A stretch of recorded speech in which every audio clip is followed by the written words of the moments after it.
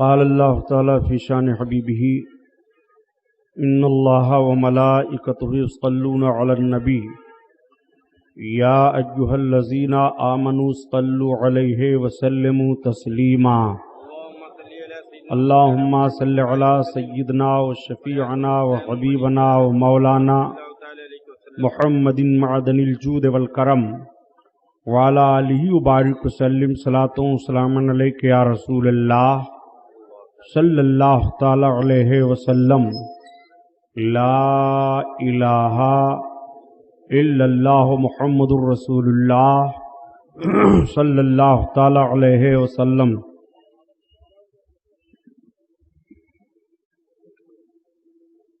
الحمدللہ الحمدللہ رب العالمین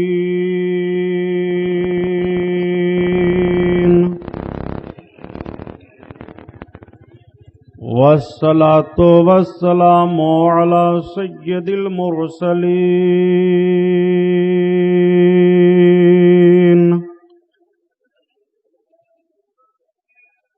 وعلی آلہ الطاہرین وابنہ الغوث العظم الجیلانی محی الدین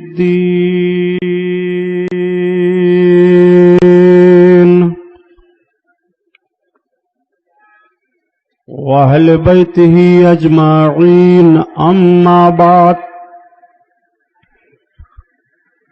فاعوذ باللہ من الشیطان الرجیم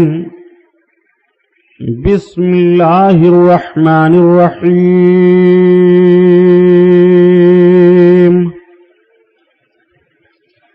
قال اللہ تعالی فی القرآن العظیم والفرقان الحمید الا ان اولیاء اللہ لا خوف علیہم ولا هم يحزنون صدق اللہ البصیر القدیر وصدق رسولہ البشیر النذیر والحمد للہ رب العالمین۔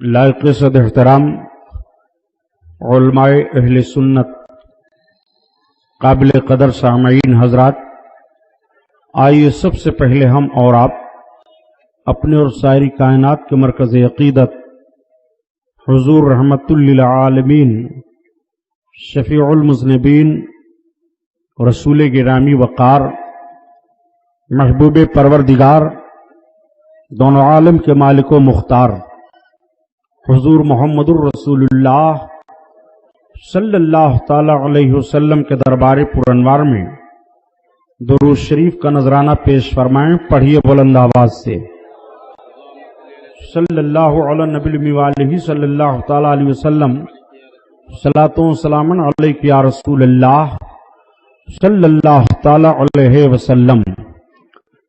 خیر و برکت کے لیے پورا مجمع اور درود شریف پڑھ لیجیے۔ اللہم صلی علی سیدنا مولانا محمد معدن الجود والکرم وعلی آلہ وبارک وسلم صلاۃ و سلام علیک یا رسول اللہ صلی اللہ تعالی علیہ وسلم۔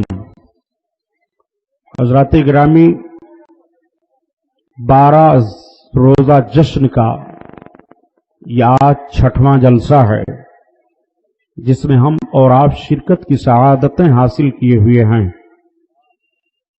رب العزت اس محفل نور کو حضرت امام علی مقام رضی اللہ تعالی عنہ کے طفیل قبول فرمائے، ہمارے اور آپ کے لیے ذریعہ نجات بنائے۔ میں نے کل کے عنوان میں یہ عرض کیا تھا کہ انشاءاللہ تعالی آج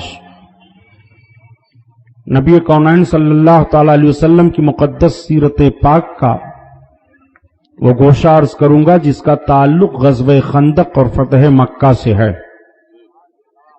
اور سرکار کے کچھ معجزات اور دوسرے نظام شریعت کے قوانین و ضابطے۔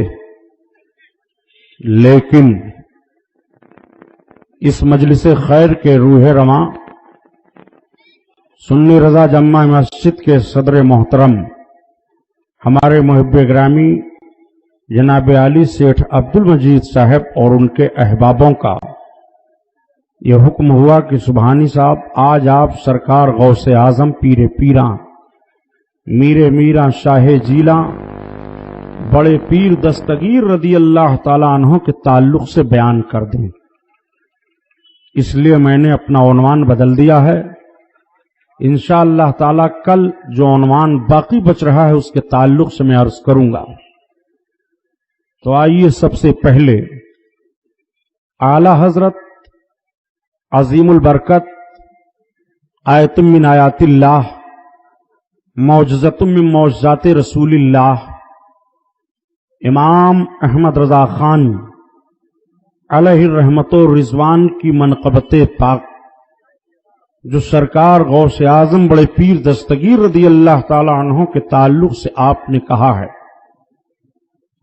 तो आला हजरत के मनक़बत कहने का भी ढंग यह है कि मनक़बत के अशार में वो अपने आका सरकार गौस पाक की मुक़द्दस जिंदगी का कोई न कोई गोशा पेश फरमाते हैं। या तो आपकी किसी न किसी करामत का जिक्र होता है और या तो आपके अखलाकी कदरों का और या तो मिन जानिबिल्लाह जो आपको अज़मतें और खूबियां हासिल हैं उनका ताल्लुक होता है। आला हजरत अजीमुल बरकत सबसे पहले अपने आका सल्लल्लाहु ताला अलैहि वसल्लम की बारगाह यानी सरकार गौसे आजम की अजमत बारगाह में अर्ज गुजार होते हैं कि ये मेरे आका, आपका अजीम मर्तबा क्या है, आप कितने उलुल अज़्म मर्तबा पर फाइज हैं, रब की बारगाह से आपको क्या वक़ार मिला है, रब ताला ने आपको आपके जद्द अमजद हुजूर आकाए करीम के सदका में कितना अता किया है।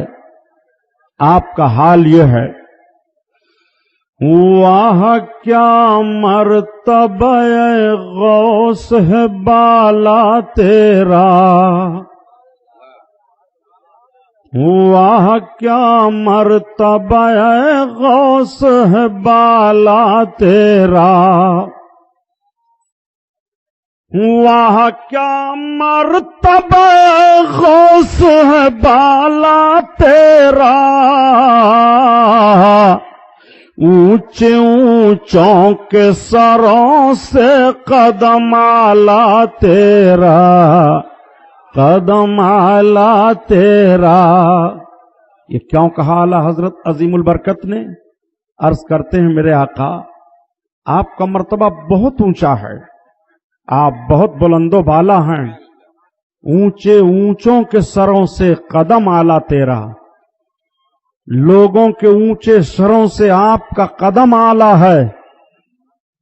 क्यों सरकार आला हजरत ने कहा, एक मर्तबा मेरे बड़े पीर दस्तगीर गौसे आजम अपनी खानकाहे आलिया में तशरीफ फरमा है, महबूबियत का जोश गालिब आया, आप फरमाते हैं कदमी हाज़ी अला रक़बते कुल्ले वलील्लाह, मेरा ये कदम हर अल्लाह के वली की गर्दन पर है। तो दुनिया में जितने औलियाए किराम थे उन सबों ने अपने अपने सरों को जहां जहां थे सब तक ये आवाज पहुंची और झुका लिया, और जो चले गए थे उन्होंने आपके इस फरमान से पहले भी अपने सर को झुकाया। अताए रसूल ख्वाजे खाजगा सुल्तानुल हिंद गरीब नवाज रदी अल्लाह ताला अन्हो खुरासान की पहाड़ की एक खोह में महवे इबादत थे, वहां आपको आवाज पहुंची बड़े पीर की, आपने अपने सर को झुकाते हुए अर्ज किया, या मेरे आका बल अला आईनी व रासी, आपका कदम नाज मेरी आंखों पर है, मेरे सर पर है। तो आपका ये अर्ज करना बारगाह गौसियत में आवाज पहुंच जाती है। सरकार बड़े पीर फरमाते हैं, या मुईनुद्दीन जालना का सुल्तान अल हिंद, ए मुईनुद्दीन हमने तुझको हिंदुस्तान का बादशाह बना दिया। सरकार गौस आजम बड़े पीर दस्तगीर के अब कदम नाज को मुलाहजा फरमाइए। अब आला हजरत का शेर पढ़िए। वाह क्या मर्तबा है गौस है बाला तेरा, वाह क्या मर्तबा गौस है बाला तेरा, ऊंचे ऊंचों के सरों से कदम आला तेरा, और जिसकी गर्दन बनी मिंबरे औली, जिसकी मिंबर बनी गर्दने औलिया, या रसूल अल्लाह,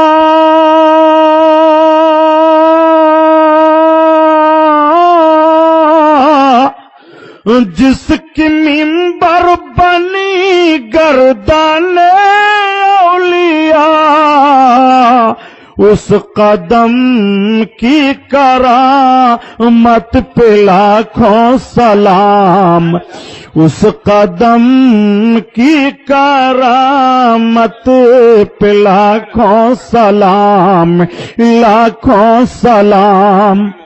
आला हजरत अजीमुल बरकत ने देखो किस तरह से बयान फरमाया।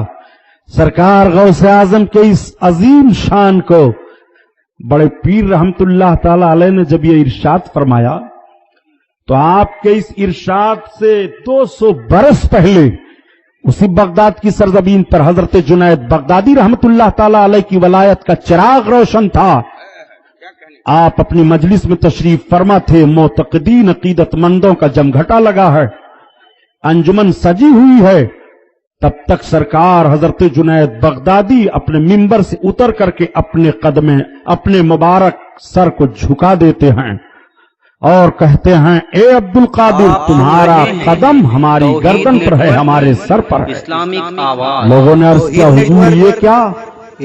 आप फरमाते हैं कि मेरे बाद अल्लाह का एक वली तशरीफ लाएगा दुनिया में जो ये कहेगा कि मेरा कदम हर वल अल्लाह के वली की गर्दन पर है। 200 बरस के बाद उनका फरमान होगा, लेकिन आज ही मैं इकरार किए लेता हूं। कहां हैं वो लोग जो कहते हैं रसूलुल्लाह को कोई खबर नहीं है? रसूलुल्लाह के गुलाम जुनैद बगदादी 200 बरस के बाद गौसे आजम की वलादत बसादत होगी और उसकी खबर देते हुए अपने सर अक़दस को ताजीमन झुका रहे हैं। इसी की तर्जमानी आला हजरत अजीमुल बरकत ने किया है कि जो वली कब्ल हुए बाद हुए आहूंगे, जो वली कब्ल हुए बाद हुए आहूंगे, सब अदब रखते हैं दिल में मेरे आका तेरा, मेरे आका तेरा। अल्लाह अल्लाह, कुर्बान जाओ बरेली शरीफ के हुजूर मुफ्ती आजम हिंद पर।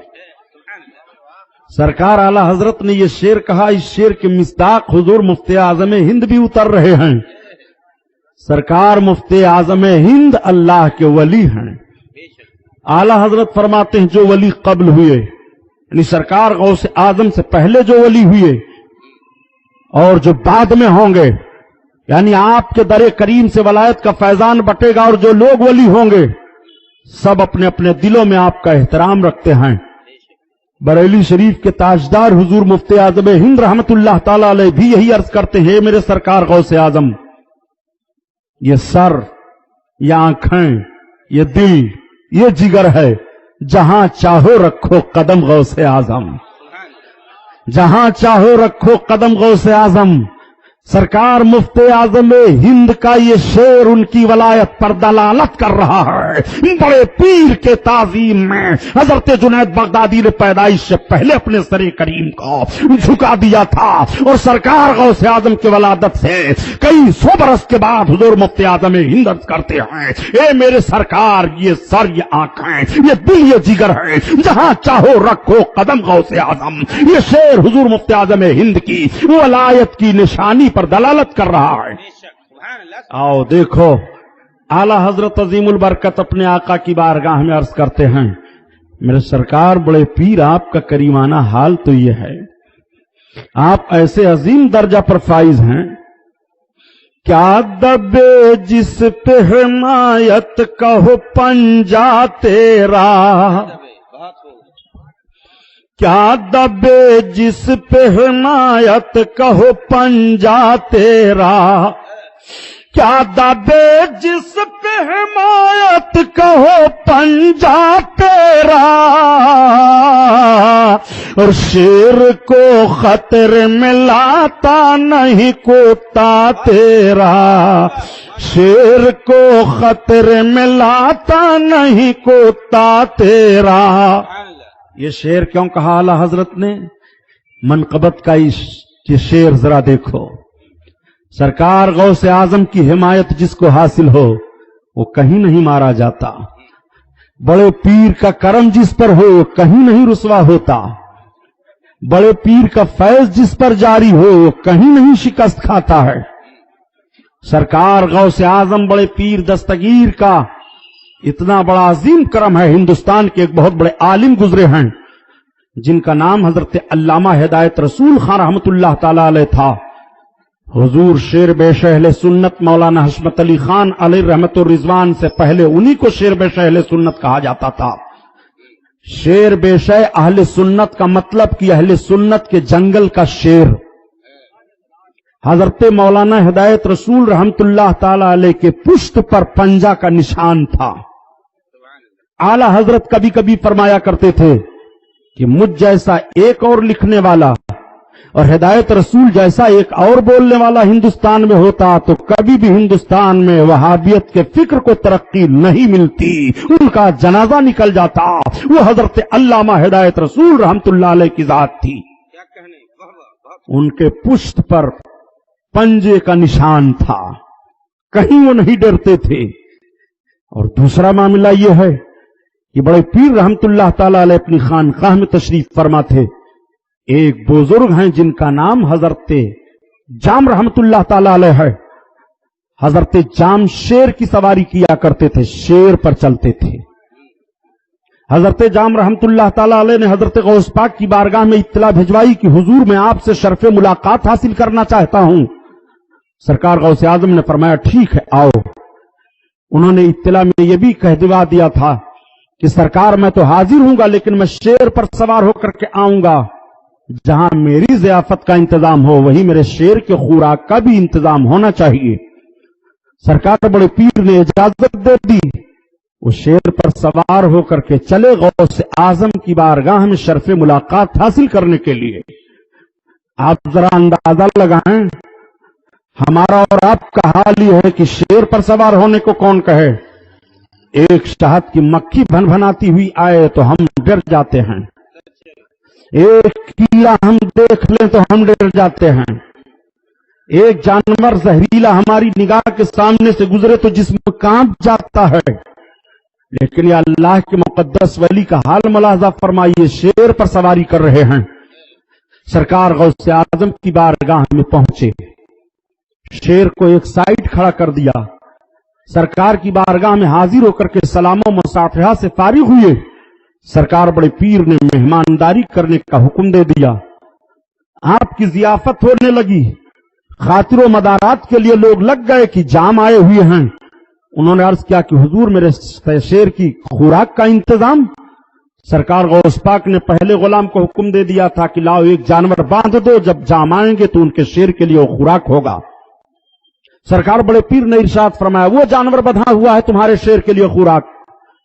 حضرت جام نے اپنے شیر کو اشارہ کیا تو ذرا شیر کی خصوصیت سمجھ لیجئے۔ آپ شیر کا نام سنتے ہیں، کبھی آپ نے شیر کی خصوصیت اس کی زندگی کے حالات کو پڑھا؟ آپ کو میچ دیکھنے سے چھٹی نہیں ہے تو اور سب کیا معلوم کرو گے؟ وہ گیندا جو ڈھراتے ہیں اسی میں پورا بھارت پریشان ہے۔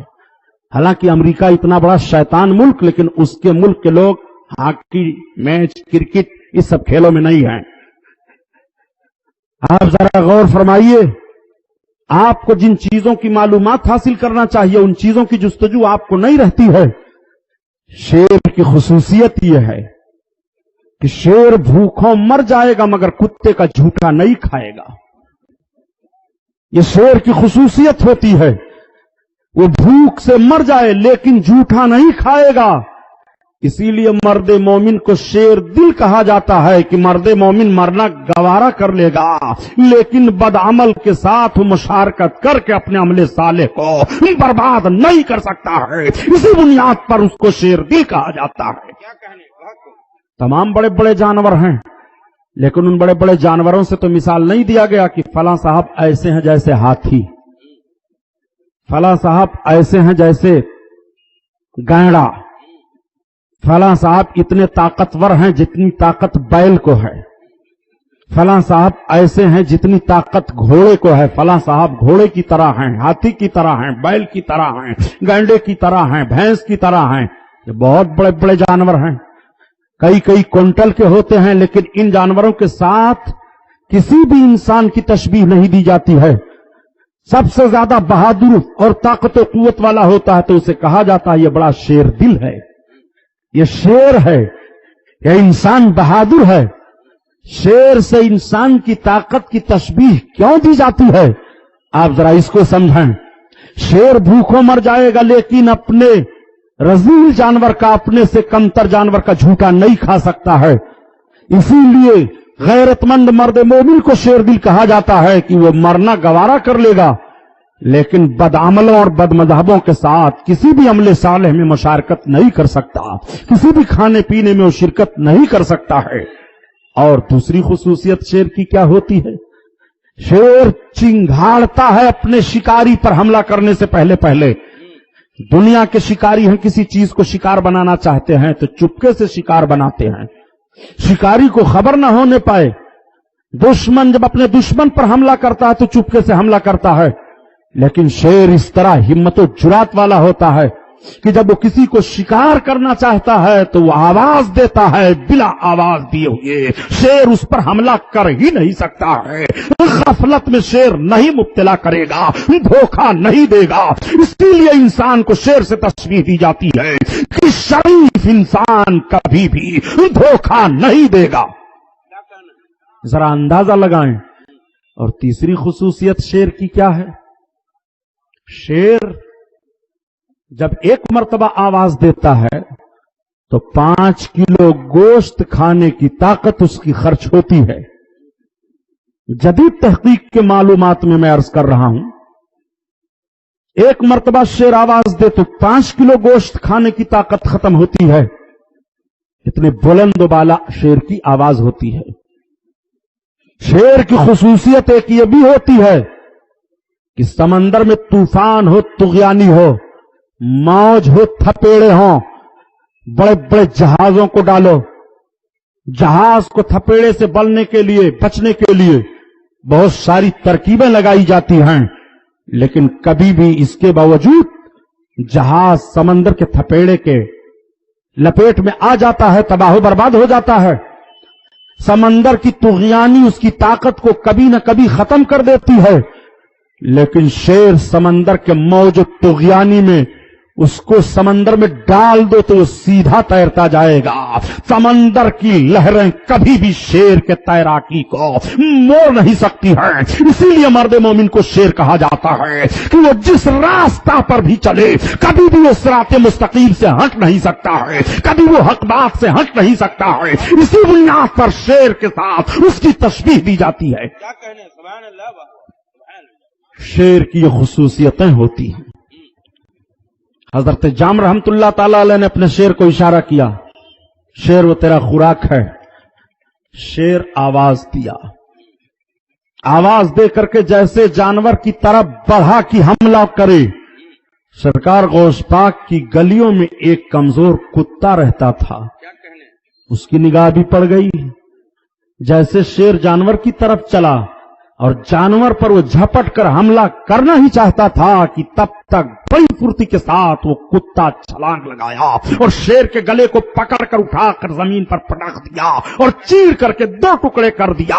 حضرت جام دیکھتے رہ گئے. سرکار غوث اعظم مسکرا رہے ہیں. حضرت جام عرض کرتے ہیں حضور یہ کیا ہے؟ سرکار غوث پاک نے فرمایا جام وہ تمہارا شیر ہے، یہ ہماری گلی کا کتا ہے. اسی لیے سرکار اعلی حضرت عظیم البرکت عرض کرتے ہیں میرے سرکار سرکار آپ کی طاقت و قوت اور عظمت کا حال تو یہ ہے کہ کیا دبے جس پہ حمایت کا ہو پنجہ تیرا، کیا دبے جس پہ حمایت کا ہو پنجہ تیرا، اور شیر کو خطرے میں لاتا نہیں کتا تیرا، کتا تیرا۔ نعرہ تکبیر، نعرہ رسالت، نعرہ قادری، حضرت علامہ غلام محی الدین صاحب قبلہ سبحانی، مسلک اعلی حضرت، سبحان اللہ۔ آپ ذرا سمجھتے چلیں، آج سرکار غوث اعظم کی مقدس سیرت پاک کا وہ گوشہ عرض کروں گا کہ آپ کا ایمان مچل جائے، آپ کا دل محبت غوث اعظم سے کروٹ لینے لگے۔ جب آپ کے دل کی یہ کیفیت ہو تو آپ سمجھ لینا کہ سرکار غوث اعظم کا فیضان جاری ہے۔ وہ سرکار غوث اعظم پیر پیرا میرے میرا ہیں، اللہ اکبر۔ ذرا ملاحظہ تو فرمائیے، اعلی حضرت عظیم البرکت عقیدت کے پھول کس طرح سے نچھاور کر رہے ہیں۔ قیامت کا میدان قائم ہوگا، قیامت کے میدان میں سب سرکار کے چہرے اقدس کو دیکھیں گے اور سرکار کی بارگاہ میں عرض کریں گے، اے میرے آقا، رب کی بارگاہ میں ہماری سفارش کر دیجئے، سرکار ہماری سفارش کر دیجئے۔ آقا کریم صلی اللہ علیہ وسلم کو گنہگار قیامت کے میدان میں ایسے گھیریں گے بلا تمثیل، سمجھو کہ جیسے کوئی روپے پیسے لٹا رہا ہو اور منگتے آگے پیچھے گھیر لیں۔ کبھی داتا کے دامن کو پکڑیں گے، کبھی اس کے ہاتھ کی طرف اپنے ہاتھ کو پھیلائیں گے، کوئی داہنی طرف سے آئے گا ہمیں مل جائے، کوئی بائیں طرف سے آئے ہمیں مل جائے، اس دیالو کا راستہ چلنا دشوار کر دیں گے قیامت کے میدان میں بلا تمثیل، سمجھو سید المرسلین کا کریمانہ حال یہی ہوگا۔ گنہگار پروانے کی طرح لپٹے رہیں گے، یا رسول اللہ ہماری طرف نگاہ ہو، یا رسول اللہ ہم گناہوں میں ملوث ہیں، میرے آقا ہماری طرف کرم ہو جائے۔ یہ تو سارے اہل محشر کا حال ہوگا۔ سرکار اعلی حضرت فرماتے ہیں، لیکن رسول اللہ کی بارگاہ میں کس کو اپنا سفارشی پیش کرو گے؟ تو اعلی حضرت عرض کرتے ہیں، سرکار کی بارگاہ میں اپنا سفارشی ہم بڑے پیر کو پیش کریں گے۔ تو عرض کرتے ہیں، اے مدینہ کے تاجدار، تیری سرکار میں لاتا ہے رضا اس کو شفیع، تیری سرکار میں لاتا ہے رضا اس کو شفیع، جو میرا غوث ہے اور لاڈلا بیٹا تیرا، لاڈلا بیٹا تیرا۔ اللہ اللہ، سرکار غوث اعظم جس پر نگاہ فرما دیں اس کا بیڑا پار ہے۔ نگاہ غوثیت میں رب تعالیٰ نے وہ اثر عطا فرما دیا ہے، نگاہ ولی میں وہ تاثیر دیکھی، بدلتی ہزاروں کی تقدیر دیکھی۔ نہ پوچھ ان خرقہ پوشوں کی ارادت ہو تو دیکھ ان کو، ید بیضا لیے بیٹھے ہیں اپنی آستینوں میں۔ نگاہ مرد مومن سے بدل جاتی ہیں تقدیریں۔ یہ شعر اعلی حضرت کا نہیں ہے، یہ شعر کسی بریلی شریف کے پڑھے لکھے عالم کا نہیں ہے، یہ شعر کسی مبارک پور الجامعۃ الاشرفیہ کے عالم کا نہیں ہے۔ آپ ذرا ذہن پر زور دیں اور ان لوگوں سے پوچھیں جو کبھی کبھی کہا کرتے ہیں کہ ولیوں کے کرنے سے کچھ نہیں ہوتا جاتا ہے، ان کو کوئی طاقت و قوت نہیں ہے، وہ خود مجبور محض ہیں۔ میں ان ذہن و فکر رکھنے والے پڑھے لکھے طبقہ سے پوچھنا چاہتا ہوں، آپ ڈاکٹر اقبال کی بڑی تعریف کرتے ہیں، اتنی تعریف کرتے ہیں کہ مفکر اسلام مانتے ہیں، شاعر مشرق مانتے ہیں، ڈاکٹر اقبال کی فکر کو آج بھی اہل دانش تسلیم کر رہے ہیں، ڈاکٹر اقبال کے اشعار کو اور جو انہوں نے شعر و شاعری کی ہے آج بھی درسیات میں شامل کیا گیا ہے، نصاب میں شامل کیا گیا ہے۔ آج بھی ایم اے میں اردو جو کر رہا ہے، ڈاکٹر اقبال کی سوانح زندگی پر اس کو ریسرچ کرنے کے لیے کہا جاتا ہے، ڈاکٹر اقبال کے اشعار کی تشریح کرائی جاتی ہے۔ ڈاکٹر اقبال وہ ڈاکٹر اقبال ہیں جنہوں نے ہندوستان کی سرزمین پر اپنی فکر کو پیش کر کے مسلمانوں کو بیدار کیا تھا۔ انہی ڈاکٹر اقبال کا یہ شعر ہے کہ نگاہیں مرد مومن سے بدل جاتی ہیں تقدیریں. ڈاکٹر اقبال کا کہنا ہے کہ مرد مومن کی نگاہ سے تقدیر بدل جاتی ہے. جب مومن کی نگاہ سے تقدیر بدل جاتی ہے, تقدیر کا معاملہ بدل جاتا ہے. تقدیر میں کچھ اور ہے, مومن کی نظر اٹھے تو کچھ اور ہو جائے. تقدیر میں غریبی ہے, مومن کی نظر اٹھ گئی امیری آ گئی. تقدیر میں بیماری ہے, مومن کی نگاہ اٹھی صحت مل گئی. تقدیر میں نہ اولاد کا ہونا ہے, مومن کی نگاہ اٹھی اولادیں ہو گئی. تقدیر میں اوقار و مرتبہ نہیں ہے, مومن کی نگاہ اٹھی وقار مل گیا. تقدیر میں تمہارے لیے بھلائی نہیں ہے, مومن کی نگاہ اٹھی بھلائیاں مل رہی ہیں. نگاہیں مرد مومن سے بدل جاتی ہیں تقدیریں. جب مرد مومن کی نگاہ کا یہ عالم ہے تو جس کا کلمہ پڑھ کر کے مومن بنا جاتا ہے, اس رسول کا اختیار کیا ہوگا, اس رسول کی نگاہ کا عالم کیا ہوگا. جب اس پار کا یہ عالم ہے, اس پار کا عالم کیا ہوگا.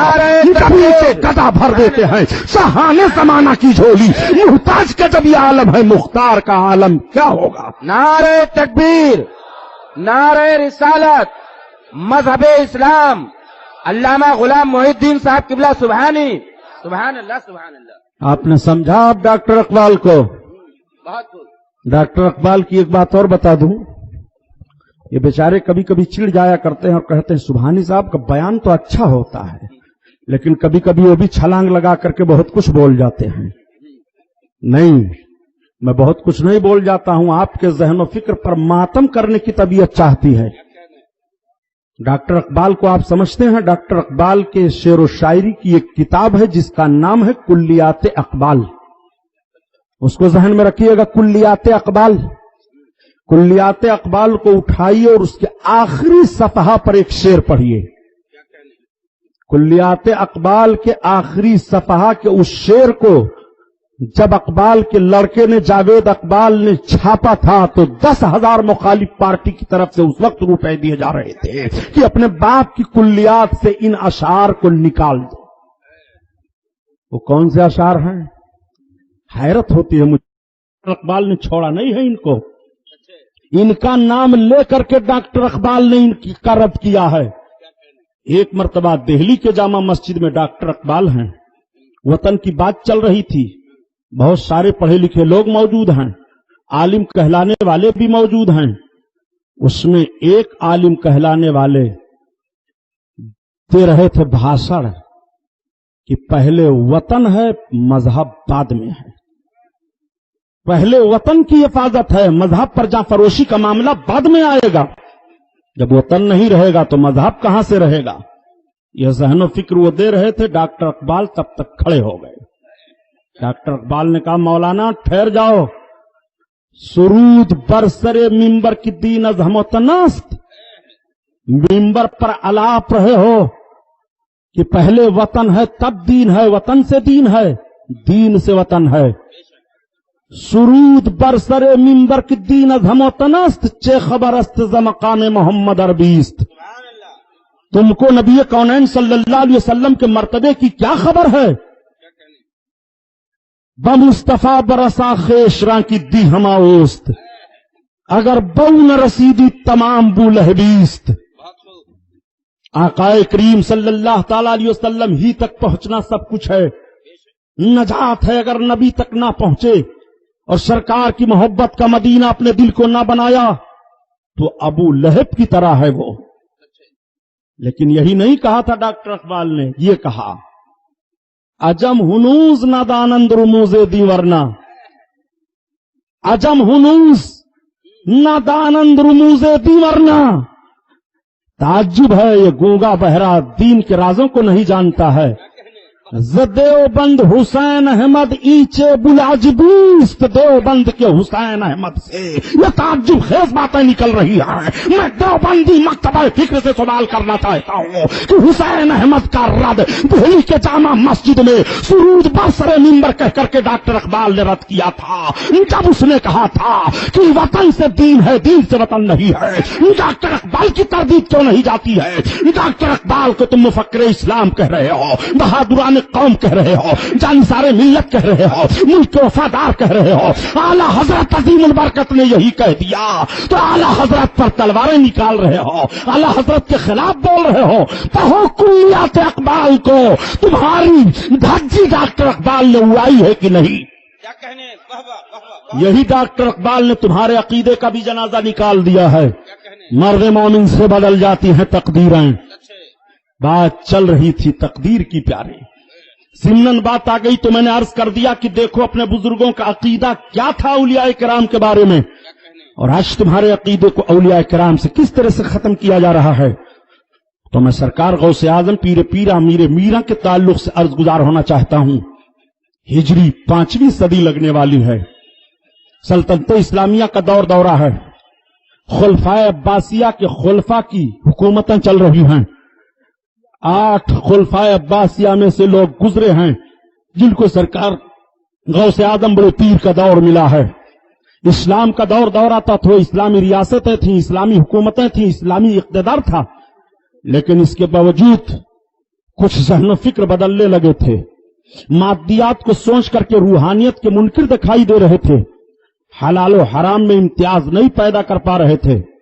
تقوی اور طاہر زندگی کو وہ صوفیوں کا ایک من گھڑت معاملہ پیش کر رہے تھے. فلسفیانہ ذہن و فکر رکھتے ہوئے اسلام کی روح سے دور ہو رہے تھے. ایسے ماحول میں ضرورت تھی کسی قائد کی، ایسے ماحول میں ضرورت تھی کسی نوجوان ایسے رہنما کی جس کی زندگی کا کیریکٹر دوسروں کے لیے مشعل راہ بن جائے، جن کی زندگی کے تقوی اور طہارت کو دیکھ کر کے دوسرے نوجوانوں کے ذہن و فکر میں اسلامی تقدس آ جائے، اسلامی خیالات کے پاکیزہ ماحول پیدا ہو جائیں. جب ہم تاریخ کے صفحات پر نگاہ ڈالتے ہیں تو ہمیں عراق صوبہ میں ایک ایسا جوان ضرور دکھائی دیتا ہے جس جوان کا کام یہ تھا کہ اسلامی جنگ ہوتی تو اسلامی جنگ میں جوان شریک ہوتا، جس جوان کا کام یہ تھا کہ اس کے ہاتھ میں اسلام کے فروغ کے لیے ہردم تلوار رہتی تھی. جب سجدے کا ٹائم ہوتا تو وہ جوان سجدہ ریز ہو جاتا. جب رات کی تاریکی آتی تو اپنے معبود حقیقی کی بارگاہ میں اپنے آنسوؤں کے قطرات کے نذرانے پیش کر کے اپنے دل کا خراج پیش کیا کرتا تھا اور اپنے رب کو منایا کرتا تھا، اور جس کی مقدس زبان سے اللہ اللہ کے نعرے نکلتے رہتے تھے.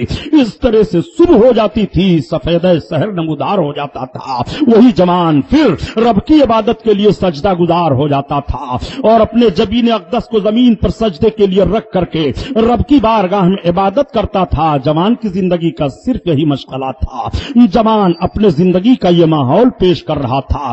جوان کبھی کبھی کثرت سیام کا بھی پابندی کر لیتا تھا، روزہ کثرت سے رکھتا تھا. وہی جوان روزہ رکھے ہوئے ہے، روزہ رکھ کر کے دریا کے کنارے جوان کے قدم اٹھتے چلے جا رہے ہیں. افطاری کا وقت آ جاتا ہے، سورج حجرے عروسی کی طرف جانے والا ہے، سورج غروب ہونے والا ہے. جوان کی نگاہ سورج کی طرف پہنچتی ہے. ابھی چند منٹ اور ہیں افطاری کرنے میں، جب میں اپنے روزہ کو پورا کر لوں گا کہ سورج ڈوب جاتا ہے. جوان دریا کے کنارے بیٹھ گیا، اپنے ہاتھ میں چلو میں پانی لیا اور پانی لے کر کے دعائے افطار پڑھتے ہوئے اس پانی سے روزہ افطار کر لیا. تب تک جوان کی نگاہ کے سامنے ایک پھل بہتا ہوا آ رہا تھا. جوان نے سمجھا دریا کی سطح پر یہ پھل آیا ہوا ہے، میں دن بھر روزہ سے تھا، یہ نعمت الہی ہے. اٹھا کر کے جوان نے اس پھل کو استعمال کر لیا.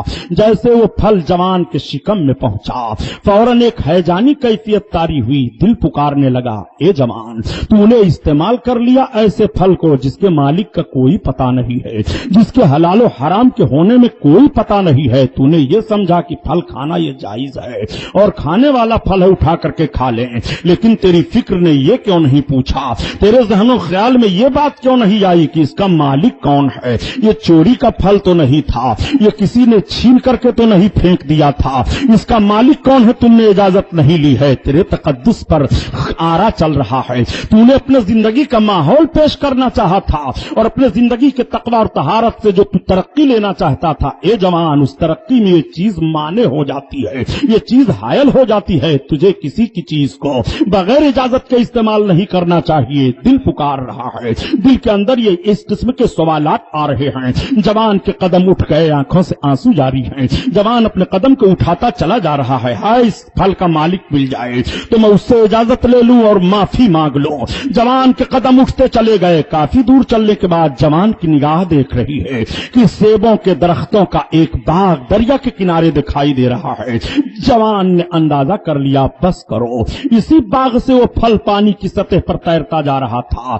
जवान बाग के अंदर घुसा, निगाह दौड़ा करके देखता है इसका मालिक कौन है। जवान की निगाह देख रही है कि बाग में चंद लोग काम कर रहे हैं, कुछ दरख्तों के फलों को तोड़ रहे हैं, कुछ दरख्तों को साफ कर रहे हैं, कुछ दरख्तों में पानी दे रहे हैं। एक काम करने वाले से जवान ने पूछा, ए मजदूर तुम मालिक हो इसके? नहीं नहीं मैं मजदूर हूँ। आपने सही कहा मैं मजदूर हूँ। मालिक कौन है? कहा हमारे मालिक से आपको क्या काम है? कहा मैं मिलना चाहता हूँ।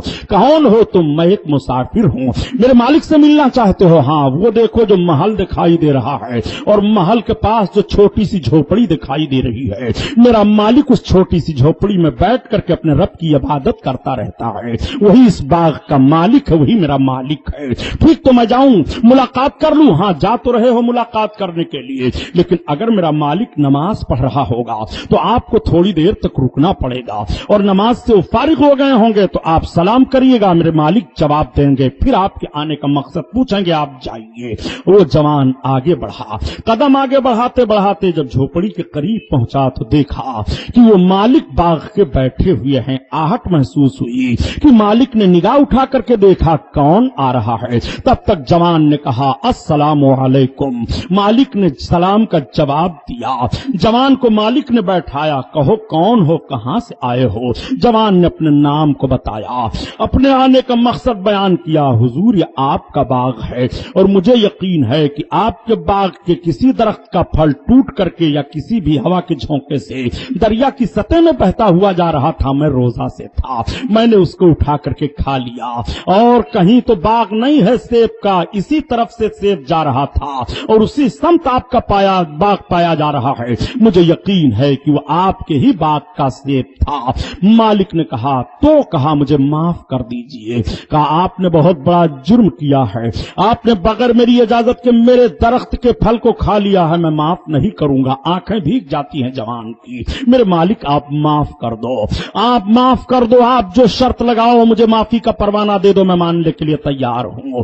देखो निगाह मालिक की देख रही है कि आने वाला जवान यूं ही नहीं आया है, आने वाला जवान कल्ब की सफाई लेकर के आया है, आने वाला जवान दिल का पाकीज़ा माहौल लेकर आया है, आने वाला जवान इस्लामी किरदारों कानून का पैकर बन करके आया है। आने वाले जवान ने ये माफी का लफ्ज जो रखा है कि एक फल खा लेने पर मुझको माफ कर दिया जाए, ये अपनी जिंदगी का कोई और उरूज तलाश रहा है, अपनी जिंदगी का कोई और मकसद तलाश रहा है। आने वाला जवान यूं ही नहीं है, मालिक ने छेड़ दिया, नहीं जवान तुम्हें माफी का परवाना नहीं दिया जाएगा।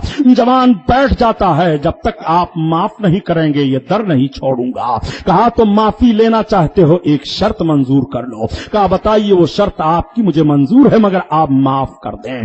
कहा शर्त यह है कि हमारे बाग की देखभाल तुम्हें 12 बरस तक या 6 बरस तक या 6 महीना तक, कई रवायतें हैं, इतनी मुद्दत तक तुम्हें हमारे बाग की देखभाल करनी पड़ेगी। मालिक की बात को सुन करके जवान ने थोड़ी देर तक सोचा और सोचने के बाद कहा आप मेरी खता माफ करने का वादा करें, मैं बाग में आपकी खिदमत करने के लिए तैयार हूं। फिर कहा जाओ मजदूरों के साथ लग जाओ। जवान उठ जाता है, मजदूरों के साथ काम में लग जाता है, लेकिन इस मजदूर का हाल अजीब है। जब नमाज का वक्त आता है तो मालिक के सामने, मालिक के साथ कभी कभी ये जवान नमाज जमात से पढ़ता है। नमाज एक वक्त की नहीं छूटती है। मालिक ने देख लिया सुबह को और शाम को और पहचान लिया कि ये नौजवान बहुत अच्छा नौजवान है, ये दिल का साफ और शफाफ आईना लेकर के आया है। मालिक ने रोज कहा जवान कहा? हाँ। कहा किसी दरख्त का फल ले आओ। जवान ने एक दरख्त का फल तोड़ करके दिया, जैसे मालिक ने लिया तुर्श था, जमीन पर रख दिया। दूसरे दरख्त का फल पेश किया, वो भी खट्टा था, जमीन पर रख दिया। तीसरे दरख्त का फल पेश किया, जमीन पर रख दिया। आपने फरमाया अभी आपको मालूम नहीं, आप इतने दिन से रह रहे हैं कि किस दरख्त का फल मीठा है, किस दरख्त का फल कड़वा है। अर्ज करते हैं हुजूर एक फल बगैर इजाजत के खा लिया था तो उसकी सजा अब तक भुगत रहा हूं। आपके बाग की खिदमत के लिए मैंने वादा किया है, आपने इजाजत नहीं दी थी, उसी तारीख से मैंने आपके दरख्त का कोई फल नहीं खाया है। मालिक की आंखें आंसुओं से छलक जाती हैं। जवान तुम्हारे लिए इजाजत है, जिस भी दरख्त का फल चाहो खाते रहो। जवान फिर अपने काम में लग गए। मुद्दत पूरी हो जाती है मगर जवान की हिम्मत नहीं हो रही है कि अपने मुद्दत पूरी होने पर अपने माफी का परवाना लेने मालिक के पास जाऊं। वो देख रहे ہیں، مالک بھی بڑا باوقار ہے، ہر دم قرآن کی تلاوت ہوتی رہتی ہے، ہر دم وظائف میں لگے رہتے ہیں، رب کی عبادت کرتے رہتے ہیں، اتنا مقدس خوبصورت اور ایسا عابد و زاہد شیخ تو ہمیں دکھائی نہیں دیا۔ جوان بھی اس لحاظ سے کچھ نہیں کہہ سکا۔ ایک روز خود شیخ نے بلایا، اے جوان ادھر آؤ۔ ہاں میرے شیخ کیا بات ہے؟ جوان تیری مدت تو پوری ہو گئی ہے، تم مجھ سے کہہ کیوں نہیں رہے ہو کہ تمہاری غلطی معاف کی جائے؟ جوان نے عرض کیا، حضور آپ کے تقدس اور آپ کے عابدانہ زاہدہ زندگی کو دیکھ کر کے میں ہمت نہیں کر پا رہا تھا، میں سوچ رہا تھا کہ شیخ کسی دن خود کرم فرمائیں گے اور مجھے فرصت مل جائے گی، میری خطا معاف کر دی جائے گی۔ کہا بیٹا تمہیں فرصت تو ضرور مل جاتی اور تمہاری خطا تو ضرور میں معاف کر دیتا، لیکن ایک شرط تمہیں اور پوری کرنی پڑے گی، تب وہ تمہاری خطا معاف ہوگی، بقیہ تمہاری خطا کی معافی کا کوئی سوال نہیں اٹھتا۔ جوان تعجب میں پڑ جاتا ہے، اتنے دن تک میں آپ کے باغ کی رکھوالی کرتا رہا، آپ اب دوسری شرط رکھ رہے ہیں؟ کہا ہاں بیٹا دوسری شرط ہے، مگر اس میں مدت نہیں لگے گی، تم اقرار کرو کہ وہ شرط ماننے کے لیے تیار ہوں، وہ شرط میں تمہارے سامنے پیش کر دیتا ہوں۔ کہا حضور آپ میری خطا معاف کریں، وہ شرط بھی میں مانتا ہوں، بتائیے کون سی شرط ہے؟ آپ نے فرمایا بیٹا میرے پاس ایک بچی ہے، وہ دونوں آنکھوں کی اندھی ہے، وہ زبان کی گونگی ہے، وہ دونوں کانوں کی بہری ہے، وہ ہاتھ کی لولی ہے، وہ دونوں پیروں کی لنگڑی ہے، میں چاہتا ہوں کہ تمہارا رشتے نکاح میں اپنی اس بچی سے کر دوں۔ جوان تھوڑی دیر تک سوچتا رہا۔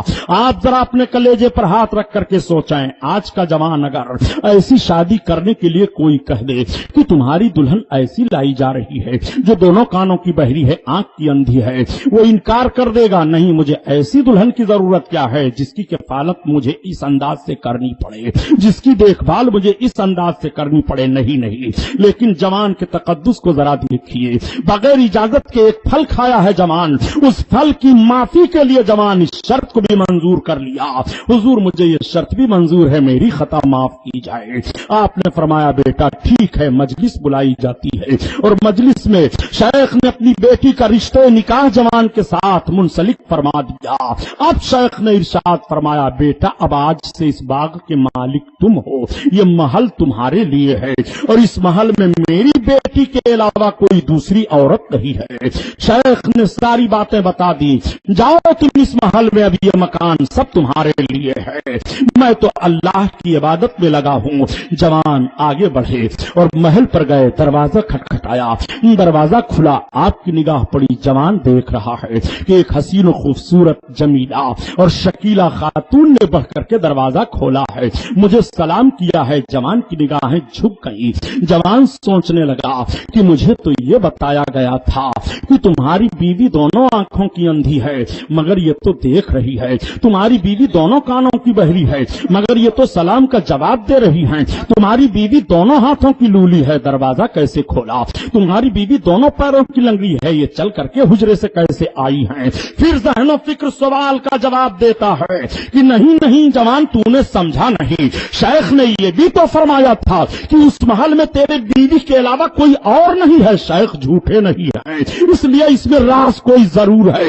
جوان کے قدم پیچھے ہٹائے، جوان پھر شیخ کی بارگاہ میں حاضر ہوتے ہیں، شیخ سے عرض گزار ہوتے ہیں حضور آپ نے جن عیبوں کو اپنی بچی کے اندر بتایا تھا ان عیبوں سے متصف لڑکی تو ہمیں محل میں نہ ملی ہے۔ شیخ مسکرا پڑے، فرمایا اے جوان تو اتنا پاک اور اتنا صاف دل لے کر کے آیا ہے مگر تو اس راز کو نہیں سمجھ پایا، سن جو میں نے یہ کہا تھا کہ میری بیٹی دونوں آنکھوں کی اندھی ہے، آج تک اس نے غیر محرم کو نہیں دیکھا ہے، شریعت کے خلاف کسی چیز کو نہیں دیکھا ہے، جو میں نے یہ کہا دونوں کانوں کی بہری ہے، آج تک اس نے شریعت کے خلاف کوئی آواز نہیں سنی ہے، جو میں نے یہ کہا دونوں ہاتھوں کی لولی ہے، آج تک اس نے غلط چیز کو چھوا نہیں ہے، میں نے جو کہا زبان کی گونگی ہے، آج تک وہ اپنے زبان سے خلا شراف بولی نہیں ہے، میں نے یہ جو کہا دونوں پیروں کی لنگڑی ہے، آج تک وہ شریعت کے خلاف چلی نہیں ہے، اتنی پاک اور اتنی طیبہ طاہرہ میری بیٹی ہے، اس بیٹی کا نام فاطمہ ام الخیر ہے، اس جوان کا نام حضرت صالح ہے، اس شیخ کا نام حضرت عبداللہ سومئی ہے، ان تینوں کے آنگن میں جو پھول کھلتا ہے وہی کا نام پیر پیرا ہے، وہی کا نام میر میرا ہے، انہی کا نام غوث اعظم ہے، انہی کا نام شاہ جیلانی ہے، انہی کا نام محی الدین عبد القادر ہے، وہی بڑے پیر دستگیر ہیں جو ایسی مقدس ہستیوں کی گود میں اس دنیا میں تشریف لاتے ہیں۔ نعرہ تکبیر، نعرہ رسالت، مذہب اسلام، نعرہ قادری، حضرت علامہ غلام محی الدین صاحب قبلہ سبحانی، سبحان اللہ۔ آپ ذرا غور فرمائیں، کتنی مقدس ماں ہیں، کتنی طیبہ طاہرہ ماں ہیں، کیسے عابد و زاہد باپ ہیں، کیسے نیک اور پرہیزگار نانا ہیں، ایسے تینوں کے آنگن میں جو پھول کھلا انہی کا نام غوث اعظم ہے۔ ذرا ان مقدس ہستیوں کی زندگیوں کا تقدس ملاحظہ فرمائیے۔ سرکار غوث اعظم کی ولادت بسعادت ہوتی ہے ہجری 471 میں یا ہجری 470 میں یا ہجری 469 میں۔ ان تینوں سنوں میں، ہجریوں میں کوئی ایک میں سرکار غوث اعظم بڑے پیر دستگیر کی ولادت بسعادت ہوتی ہے۔ عراق کی سرزمین پر صوبہ میں ایک قصبہ تھا جس کا نام گیلان ہے۔ گیلان کے قریب ایک گاؤں تھا جو اشراف کا گاؤں کہلاتا تھا، اس گاؤں کا نام نیف ہے۔ وہیں پر سرکار غوث اعظم کی ولادت بسعادت ہوئی۔ بڑے پیر دستگیر جب پیدا ہوئے تو بڑے پیر بھی سویرے سویرے پیدا ہوتے ہیں۔ آپ کے نانا جان کی بھی ولادت بسعادت صبح صبح ہوئی، بڑے پیر بھی سویرے سویرے پیدا ہوئے۔ آپ کے نانا پیدا ہوئے تو خوشبو پھیل گئی، بڑے پیر کی ولادت ہوتی ہے تو قصبہ نیف مہک جاتا ہے۔ سرکار غوث اعظم کی ولادت بسعادت ہوئی تو عورتیں اکٹھا ہو گئیں۔ دیکھنے کے بعد کہتی ہیں آج تک اس گاؤں میں ہم لوگوں نے کسی عورت سے اتنا خوبصورت بچہ پیدا ہوتا ہوا نہیں دیکھا۔ یہ تو بڑے حسین و جمیل ہیں، یہ تو بڑے خوبصورت ہیں، یہ تو مسکراتے ہوئے پیدا ہوئے ہیں۔ آج بھی بچے جب پیدا ہوتے ہیں تو پیدا ہونے کے بعد فوراً رونے لگتے ہیں۔ بڑے پیر کی ولادت بسعادت ہوئی تو آپ مسکراتے ہوئے آئے ہیں، آپ روئے نہیں۔ بچہ اس لیے روتا ہے پیدا ہونے کے بعد کہ شیطان اس بچہ کو چونکا لگاتا ہے، اس کی تکلیف سے شیطان کے چونکے کے بچہ چیخ پڑتا ہے، لیکن غوث اعظم شیطان کے اس چونکے سے محفوظ کر دیے جاتے ہیں۔ شیطان کا حربہ نہیں چل پایا، عام مسکراتے ہوئے دنیا میں آ رہے ہیں۔ سرکار غوث اعظم کی ولادت بسعادت 29 شعبان کو ہوتی ہے۔ چاند طلوع ہونے والا ہے۔ جب چاند سویرے سے یہ اعلان ہو جاتا ہے کہ چاند طلوع ہو گیا، صبح صبح رمضان شریف کی تاریخ ہے، تو آپ کی والدہ محترمہ اپنا پستان پیش کرتی ہیں پینے کے لیے۔ دودھ آپ نہیں پیتے ہیں۔ آپ جب لوگ شام کے وقت افطاری کرتے تب آپ کی ماں اپنا پستان پیش کرتی تو دودھ پینے لگتے تھے۔ یہ رمضان شریف کے مہینے کا احترام ماں کی گود میں ہے۔ حالانکہ ابھی آپ مکلف نہیں ہوئے کہ آپ پر روزہ فرض ہو، مگر احترام رمضان ذرا ملاحظہ فرمائیے۔ اسی کو اعلی حضرت عظیم البرکت کے بھائی استاد زمن علامہ حسن رحمت اللہ تعالی علیہ اس انداز سے بیان فرماتے ہیں کہ رہے پابند احکام شریعت ابتدائی سے، رہے پابند احکام شریعت ابتدائی سے، اور نہ چھوڑا شیر خاری میں بھی روزہ غوث اعظم نے، نہ چھوڑا شیر خاری میں بھی روزہ غوث اعظم نے۔ اللہ اللہ، سرکار غوث اعظم کی ولادت بسعادت ہوئی ہے، عورتیں جمع ہو رہی ہیں اور بشارت دے رہی ہیں، اے فاطمہ ام الخیر، آج تک اتنا حسین و جمیل بچہ ہم لوگوں نے اپنی نگاہ سے نہیں دیکھا۔ ہمارے قصبے میں ایسے بچے کی ولادت نہیں ہوئی ہے، مبارک ہو تمہیں اے فاطمہ۔ حضرت فاطمہ غوث اعظم کی والد محترمہ کی عمر شریف 60 برس کی ہو گئی تھی جب بڑے پیر کی ولادت ہوئی ہے۔ جب سرکار غوث اعظم پیدا ہوئے ہیں، بڑے پیر غوث اعظم ماں کی گود میں ہیں، عورتیں اپنے روتے ہوئے بچوں کو لے جاتی ہیں۔ جیسے روتے ہوئے بچوں کی نگاہ غوث اعظم کے چہرے پر پڑتی ہے، رونا بند کر دیتے ہیں، بچے مسکرانے لگتے ہیں۔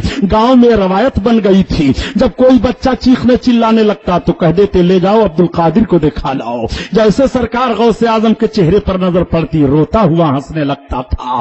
آج یہ اپنے ماں کی گود میں رہ کر کے روتوں کو ہنسا رہے ہیں، کل ہدایت دے کر کے روتوں کو ہنسائیں گے۔ کل دکھیوں کا دکھ دور فرما کر کے روتوں کو ہنسائیں گے. سرکار غوث اعظم کو دیکھ کر کے مسکرا پڑتے ہیں بچے.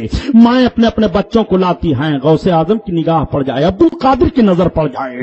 آپ کے والد گرامی سویرے سویرے آتے ہیں, بہت خوش ہیں آپ کے والد گرامی. لوگوں نے پوچھا صالح خوشی کا معاملہ کیا ہے؟ کہا آج میں اس لیے خوش ہوں کہ میں نے ایک خواب دیکھا, اس خواب میں میرے لیے ساری بشارتیں ہیں. یہ میں نے دیکھا, ایک خوشی تو مجھے یہ ہے کہ میرے گھر میرا بچہ پیدا ہوا ہے, اور دوسری خوشی مجھے یہ ہوئی کہ میں نے رات میں اللہ کے حبیب کی زیارت کی ہے. میں نے اپنے آقا کو خواب میں دیکھا ہے, اور حدیث شریف میں ہے کہ جس نے رسول اللہ کو خواب میں دیکھا اس نے صحیح دیکھا. آقا فرماتے ہیں من رانی فی المنام فقط رانی فإن الشیطان لا یتمثل فی صورتی. جس نے مجھ کو خواب میں دیکھا اس نے مجھی کو دیکھا. شیطان میری صورت میں متمثل نہیں ہو سکتا, شیطان میری طرح نہیں ہو سکتا. ذرا اس جملے پر غور فرمائیے نبی کونین صلی اللہ تعالی علیہ وسلم کے. شیطان کو کتنا پاور حاصل ہے. شیطان گدھ بننا چاہے تو بن جائے, شیر بننا چاہے تو بن جائے, چیتا بننا چاہے تو بن جائے, کوئی جانور بننا چاہے تو بن جائے, سانپ بننا چاہے تو بن جائے, شعلہ بننا چاہے تو بن جائے, درخت بننا چاہے تو بن جائے, ہوا بننا چاہے تو بن جائے, پانی بننا چاہے تو بن جائے, وہ اڑنا چاہے تو اڑ جائے, وہ ایک جگہ سے دوسری جگہ جانا چاہے تو چلا جائے. شیطان کو اتنی طاقت ملی ہوئی ہے, لیکن میرے آقا فرماتے ہیں فإن الشیطان لا یتمثل فی صورتی. شیطان میری صورت میں متمثل نہیں ہو سکتا, شیطان میری طرح نہیں ہو سکتا. ابلیس کو اتنا پاور ملا ہوا ہے, وہ رسول کی طرح نہیں ہو پا رہا ہے. اور یہ کیسے رسول کی طرح ہو رہے ہیں, یہ کیسے اپنے آپ کو نبی کی طرح ثابت کر رہے ہیں. یہ ابلیس کے بھی باپ بنے دکھائی دے رہے ہیں. ابلیس تو نبی کی طرح نہ بن سکا, مگر یہ دو ٹانگ کا ابلیس نبی کی طرح بننے کی کیسے دعویٰ کر رہا ہے, اور نبی کی طرح کیسے ہو رہا ہے. نبی فرماتے ہیں فإن الشیطان لا یتمثل فی صورتی. شیطان میری طرح نہیں ہو سکتا ہے, میری صورت میں متمثل نہیں ہو سکتا ہے. وہ رسول اللہ کا مقدس چہرہ ہے, وہ میرے سرکار کا مقدس سراپا ہے. اسی لیے تو اعلی حضرت عظیم البرکت فرماتے ہیں کہ وصف رخ ان کا کیا کرتے ہیں, اور شرح و شام صبح کرتے ہیں. اللہ اللہ, یہ نبی کونین صلی اللہ علیہ وسلم کا حسن ہے, یہ میرے سرکار کا رخ انور ہے. آپ کے والد گرامی فرماتے ہیں کہ مجھے دو خوشیاں یہ حاصل ہوئی, اور تیسری خوشی یہ مجھے حاصل ہوئی کہ خواب ہی میں میرے آقا نے فرمایا صالح. میں نے عرض کیا ہاں یا رسول اللہ. آقا فرماتے ہیں تیرے گھر جو بچہ پیدا ہوا ہے وہ میرا روحانی بیٹا ہے, وہ میرا روحانی لاڈلا ہے. اسی طرف اعلیٰ حضرت ارشاد فرماتے ہیں جو میرا غوث ہے اور لاڈلا بیٹا تیرا. حضرت صالح کو بڑی خوشی ہوئی, ان تینوں چیزوں سے بڑے آپ خوش ہیں. حضرت صالح نے اپنے شہزادے کا نام عبد القادر رکھا. اب آپ عبد القادر کے نام سے مشہور ہو جاتے ہیں. حضرت غوث اعظم کو لوگ دیکھنے کے لیے چلے آتے ہیں. عبد القادر آپ کو چلا کہا جا رہا ہے. حضرت غوث اعظم دوسرا سال جب لگا, رمضان شریف کے مہینے کے چاند کے تعلق سے اختلاف ہو گیا, ثبوت نہیں مل پا رہا تھا کہ چاند ہوا کہ نہیں ہوا. تو کسی نے کہا ذرا پتہ لگاؤ اشراف خاندان میں جو بچہ عبد القادر ہے اس نے دودھ پیا ہے کہ نہیں, چونکہ یہ بات مشہور ہو گئی تھی کہ ولدا ولد فی الاشراف لا یرضو فی شہر رمضان. اشراف خاندان میں ایک بچے کی ولادت ہوئی ہے, وہ رمضان کے مہینے میں دودھ نہیں پیتا ہے. لوگوں نے جب پتہ لگایا تو پتا چلا کہ آج صبح سے عبد القادر نے دودھ نہیں پیا ہے. آپ کی ماں نے فرمایا کہ میرے بیٹے نے آج صبح سے دودھ نہیں پیا ہے. لوگوں نے کہا ضرور چاند ہوا ہے. اب تحقیق جاری ہوئی تو شرعی شہادت مل گئی کہ ہاں چاند طلوع ہو گیا ہے. اب آپ ذرا ملاحظہ فرمائیں, زمین پر رہ کر کے لوگ چاند کو نہیں دیکھ پا رہے ہیں, لیکن سرکار غوث اعظم اپنی ماں کی گود میں ہیں, چاند کو ملاحظہ فرما رہے ہیں. لوگ دیکھیں نہ دیکھیں, نگاہ غوثیت دیکھ رہی ہے. لوگوں کی نگاہ پڑے نہ پڑے, غوث اعظم کی نگاہ پڑ رہی ہے. سرکار غوث اعظم دیکھ کر کے رمضان کا احترام فرما رہے ہیں. بڑے پیر دستگیر کی وہ خوبی ہے. سرکار غوث اعظم کی مقدس زندگی کا 2 سال گزر جاتا ہے دودھ پی کر کے. جب اپنی ماں کا آپ چھوڑتے ہیں, زمین پر چلنے لگتے ہیں, تو چلنا بھی زمین پر آپ کا بڑا اچھا ہے. آپ کے قدم میں کوئی لڑکھڑاہٹ نہیں ہے, آواز بھی آپ کی بڑی صاف ستھری ہے. آپ کی آواز میں کوئی لغزش, کوئی لکنت نہیں ہے. گویا عقل پکار کر کے कह रही है, हमको बनना है निशाने राहे मंजिल दोस्तों, हम अगर भटके तो कितने कारवां खो जाएंगे। सरकार गौसे आजम के चलने को देख करके गांव की औरतें कह दिया करती हैं, अब्दुल कादिर के चलना जरा देखो कैसे अंदाज से चल रहे हैं। और बच्चे जब अपने पांव के बल चलने लगते हैं तो जमीन पर दोनों पांव को रख करके घसीटते हुए चल रहे हैं, मगर अब्दुल कादिर ने दोनों पांव के बल घसीट करके चलना नहीं सीखा, बल्कि यूं ही उठ करके चलने लगे हैं। वो सरकार बड़े पीर का चलना है। सरकार गौसे आदम चलने लगे जमीन पर, बड़ी साफ सुथरी आवाज है। बाप ने सोचा अब अपने बेटे को हम पढ़ाएं और बिस्मिल्लाह खानी की जाए। गांव ही के एक परहेजगार शेख को बुलाया जाता है, आज मेरे बेटे की बिस्मिल्लाह खानी है। बिस्मिल्लाह खानी तो आपके बाप ने भी करवाई, लेकिन रस्मन बुला लिया गया है, इसलिए कि सरकार गौस पाक के वालिद गिरामी भी बहुत बड़े आलिम थे, मुहद्दिस थे, बहुत बड़े मुफ्ती थे, बहुत बड़े मुजाहिद थे, बहुत बड़े आबिद और जाहिद थे, इल्म की कोई कमी नहीं थी। सरकार गौसे आदम की बिस्मिल्लाह खानी का एहतमाम किया जाता है, दावतें पेश की जाती हैं। आज अब्दुल कादिर की बिस्मिल्लाह खानी है, आज वो तालीम शुरू करेंगे। जरा बुजुर्गों का तरीका मुलाजा फरमाइए। जब वो अपने बच्चों की तालीम का आगाज करते थे तो दोस्तों को दावत दिया करती थी कि मेरा बच्चा आज इल्म हासिल करने के लिए शुरुआत करेगा।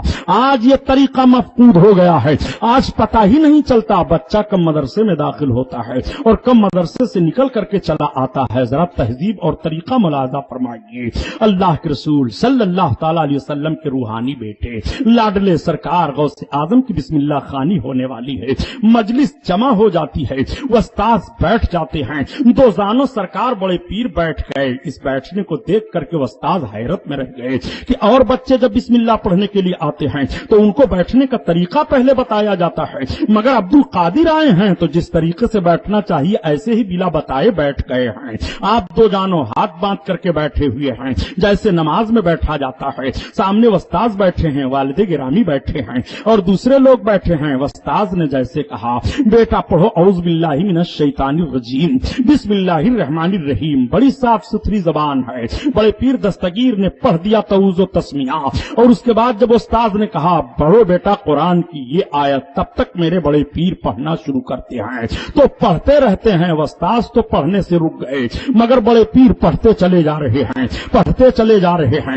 एक पारा पढ़ दिया, दूसरा पारा पढ़ दिया, तीसरा पारा पढ़ दिया, चौथा पारा पढ़ दिया, पढ़ते चले जा रहे हैं। मजलिस पर सन्नाटा छा गया। 17 पारे कुरान के हिफ्ज बड़े पीर सुनाते चले गए, ठहर गए। उस्ताद मुस्कुरा पड़े, सन्नाटा छाया है। वालिद गिरामी के लब पर मुस्कुराहट खेल रही है। मजलिस में एक सन्नाटा छाया हुआ है। ये अब्दुल कादिर ने कमाल कर दिया, अब्दुल कादिर ने 17 पारे कुरान के हिफ्ज सुना दिए। उस्ताद ने कहा बेटा और आगे पढ़ो। कहा बस मैंने इतना याद किया था, इसलिए कि जब मैं अपने माँ के शिकम में था तो मुद्दते हमल में मेरी माँ 17 पारे की हाफिजा थी, वो तिलावत करती रहती थी, सुन सुन करके मैंने याद कर लिया है। वो सरकार गौसे आजम की जाते गिरामी है, माँ के शिकम में है कुरान सीख रहे हैं, माँ के शिकम में है कुरान याद कर रहे हैं। अच्छा चलो सरकार गौसे आजम मादरजाद वली हैं, ये तो बात तस्लीम कर लो, आप कह सकते हो ये चूंकि मादरजाद वली हैं इसलिए उन्हें कुरान याद आ गया, वो मादरजाद वली हैं इसलिए उन्होंने कुरान सीख लिया। प्यारे कुरान का असर बच्चे पर मुरतब होता है। सरकार गौसे आजम की माँ कुरान तिलावत कर रही हैं तो गौसे आजम सुनसूर करके याद कर ले रहे हैं, यह असर हो रहा है। आज की माँ कुरान तिलावत करे, पेट में अगर उनके शिकम में बच्चा है तो बच्चा कुरान की आयत नहीं सीख पाएगा मगर कुरान का फैज जरूर उसे मिलेगा, कुरान का असर जरूर उसे मिलेगा। इसलिए गौसे आजम तो न बनेगा लेकिन गौसे आजम का गुलाम जरूर बन जाएगा। माँ को चाहिए कि जब उनके शिकम में बच्चा हो, जब वो उम्मीद से हो तो कुरान की तिलावत करती रहें। माँ जब कुरान की तिलावत करेगी तो बच्चे पर असर पड़ेगा। मैंने कुरान के फजाइल में बयान किया था कि नबी ने फरमाया कुरान जहां पढ़ा जाता है वो घर घर वालों पर कुशादा हो जाता है। माँ कुरान पढ़ रही है, माँ के शिकम में गिरामी कहते हैं बेटा और आगे पढ़ो। आपने फरमाया बस इतना मैंने याद कर लिया था। आप कहते हैं अब्दुल कादिर तुम पढ़ाते हो कि पढ़ने आते हो? अब बड़े पीर उसी दिन से मदरसा में जाने लगे। मदरसा में जब आप जाते थे तो गैब से आवाज आती थी, ए बच्चों अब्दुल कादिर को रास्ता दे दो, अल्लाह का वली आ रहा है। तो बड़े पीर फरमाते मैं चौंक जाता था और देखने लगता था कि आवाज कौन दे रहा है। आवाज तो मैं सुनता था लेकिन आवाज देने वाला दिखाई नहीं देता था, बच्चे रास्ता खाली कर दिया करते थे, और जब पढ़ने लगते थे तो उस्ताद कहते थे अब्दुल कादिर तुम पढ़ने आए हो कि पढ़ाने आए हो। एक रोज उस्ताद ने कहा अच्छा अब्दुल कादिर सही सही बताओ तुम इंसान हो कि जिन्नात हो कि कोई फरिश्ता हो? तो बड़े पीर फरमाते हैं मैं मुस्कुरा पड़ा, मेरे लब पर मुस्कुराहट आ गई।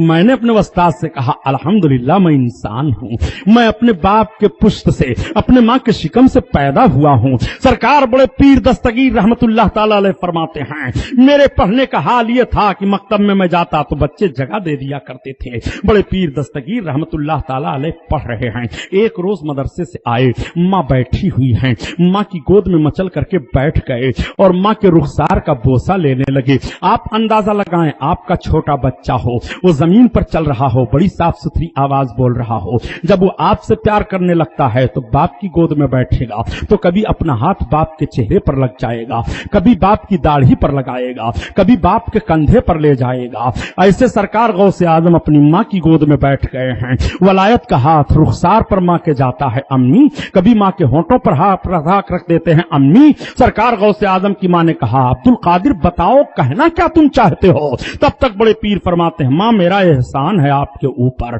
इतना सुनना था, एक छोटे बच्चे की जबान से माँ ये जुमला सुन ले तो माँ चौंक पड़ेगी, मेरा बच्चा कह रहा है मेरे ऊपर एहसान है। सरकार गौसे आजम की माँ चौंक पड़ी, अब्दुल कादिर तुम्हारा एहसान? हाँ भाई माँ मेरा एहसान है आपके ऊपर।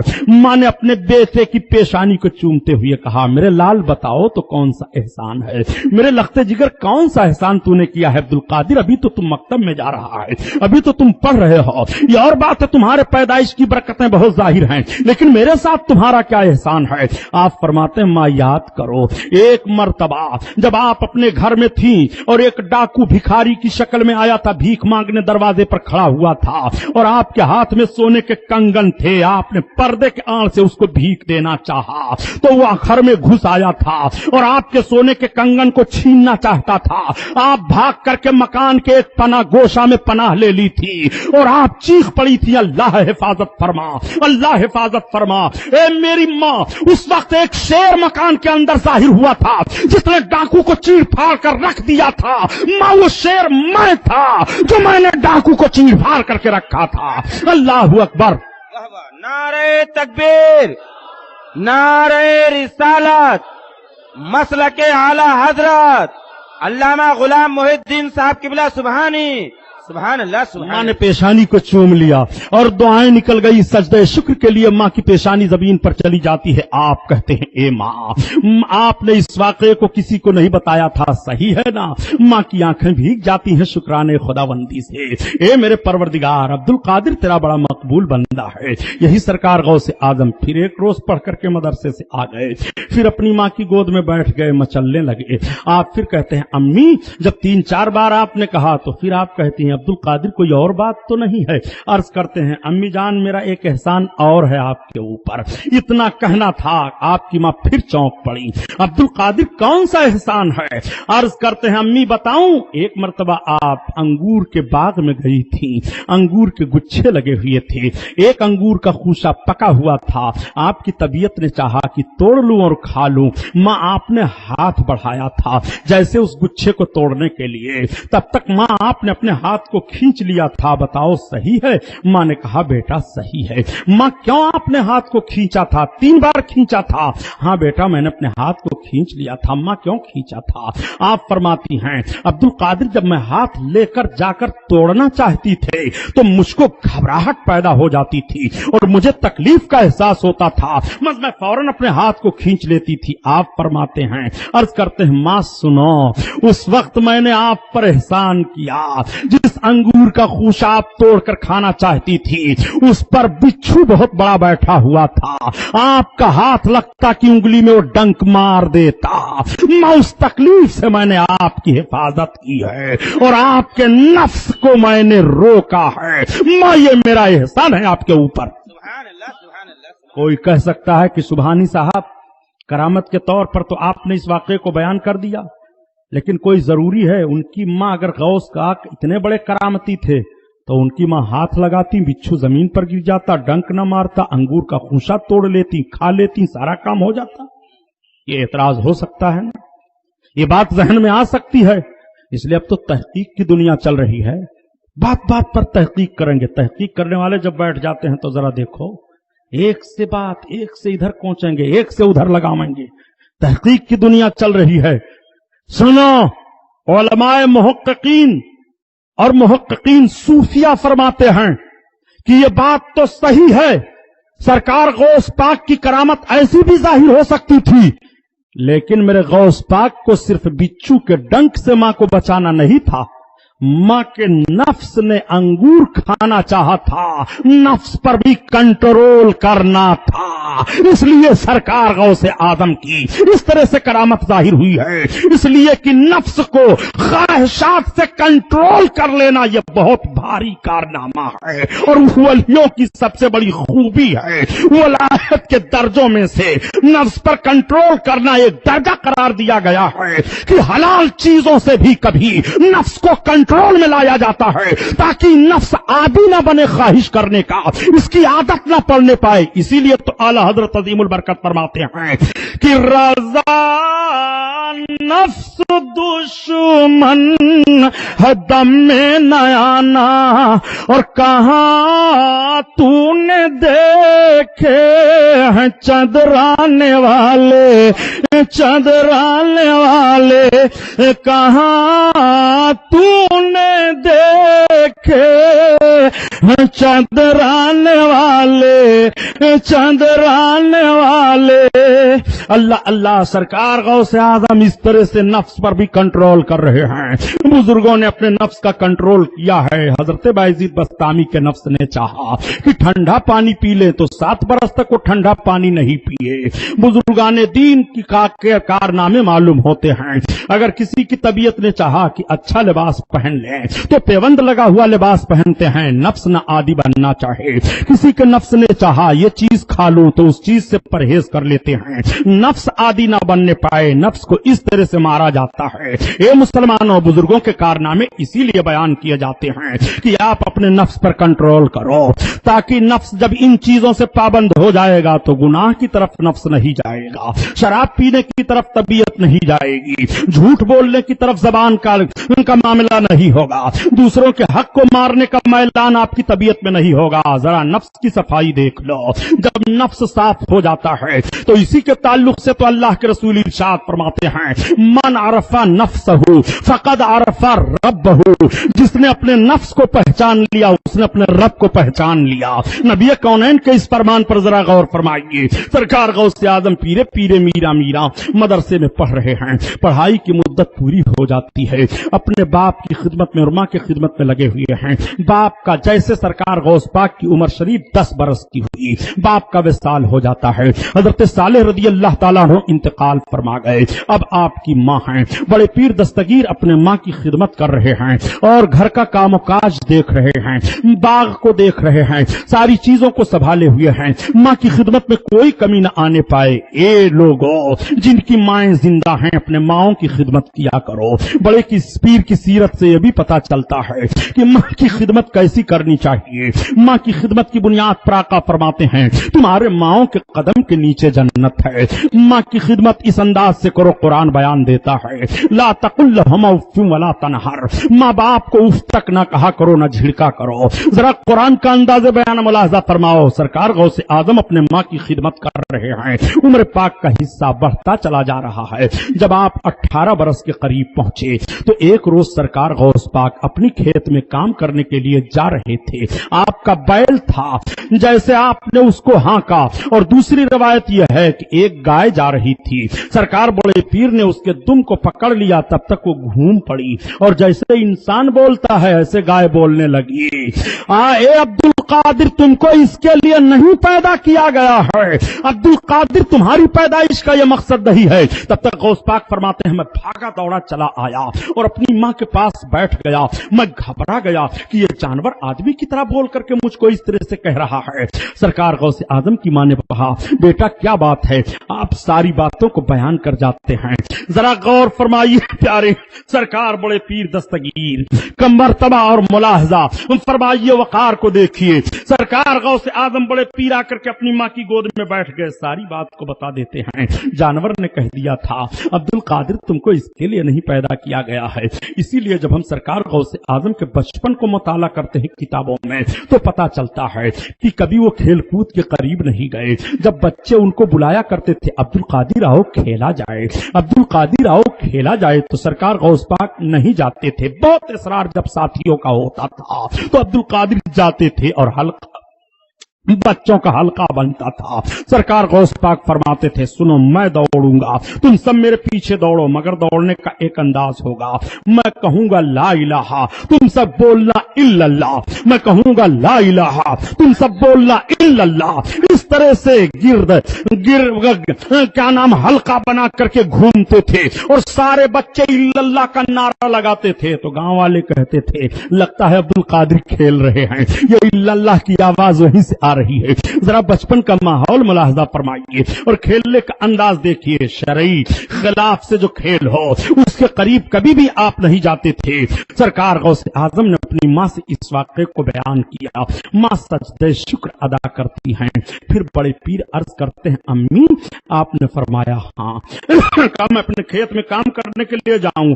आप जाने लगे जब खेत में काम करने के लिए तो 9 ज़िलहिज्जा की तारीख थी। जैसे आप अपने घर से निकले और निगाह उठा करके देखते हैं मगरिब की तरफ, क्या नाम शिमाल की तरफ, तो आपको खाने काबा दिखाई देता है, आपको मैदान अरफात दिखाई देता है, हाजियों का पूरा नक्शा सामने आ जाता है। बड़े पीर वापस आ जाते हैं। एक बात मैं और आपको बताता चलो, बड़े पीर पैदा हुए पैदाइशी वली हैं। बड़े पीर मकतब में जाते हैं, वलायत का ऐलान हो रहा है। बड़े पीर उस्ताद के सामने बैठे हैं, वलायत का ऐलान हो रहा है। बड़े पीर अपने खेत में काम करने के लिए जाते हैं, वहीं से मैदान अरफात को देख रहे हैं, वहीं से खाने काबा की जियारत कर रहे हैं। अब बड़े पीर अपनी माँ के पास आते हैं और कहते हैं, अम्मी जान मैं इल्मे दीन हासिल करने के लिए जाऊंगा, मुझे इजाजत दीजिए। यहीं पर वो लोग जरा जहन लें जो आज बगैर इल्मे दीन के वलायत का दम भरते हैं, उनको वलायत नहीं, वलायत की हवा भी नहीं लगती है। उन जालिमों को मालूम होना चाहिए कि बड़े पीर की वलायत का इतना शोहरा है, मगर फिर भी इल्मे दीन हासिल करने के लिए जा रहे हैं और माँ से इजाजत ले रहे हैं। काबा को देख लिया मगर इल्म से महरूम नहीं हुए, काबा को देख लिया मगर बगैर इल्म के हासिल किए हुए दीन की खिदमत के लिए आगे बढ़ने के लिए तैयार ना हुए। मैदान अरफात को देख लिया बड़े पीर ने, माँ से इजाजत ले रहे हैं। माँ ने कहा, बेटा तुम इल्म दीन हासिल करने के लिए जाना चाहते हो तो हमारी तरफ से इजाजत है। बेटा मैं इजाजत देती हूँ, कहाँ जाओगे? उस वक्त पूरी दुनिया में इल्म दीन के 2 मरकज बहुत मशहूर थे, एक तो बगदाद था और दूसरे निशापुर था। सरकार गौस आजम ने बगदाद को मुंतखब फरमाया, मैं बगदाद जाऊंगा इल्म दीन हासिल करने के लिए। आप किसके साथ जाओगे अब्दुल कादिर? मैं एक तिजारती काफिला जा रहा है बगदाद की तरफ, मैं उसी तिजारती काफिला के साथ चला जाऊं। माँ ने अपने बुढ़ापे को नहीं सोचा। माँ ने फरमाया, ठीक है बेटा अब्दुल कादिर जाओ तुम। सरकार गौसे आजम को इजाजत मिल जाती है। आप काफिला वालों के रुखसती का वक्त मालूम करते हैं और आए तैयारी कर लेते हैं। तैयारी करने के बाद जम्मा के सामने जाते हैं। माँ ने कहा, अब्दुल कादिर बैठ जाओ।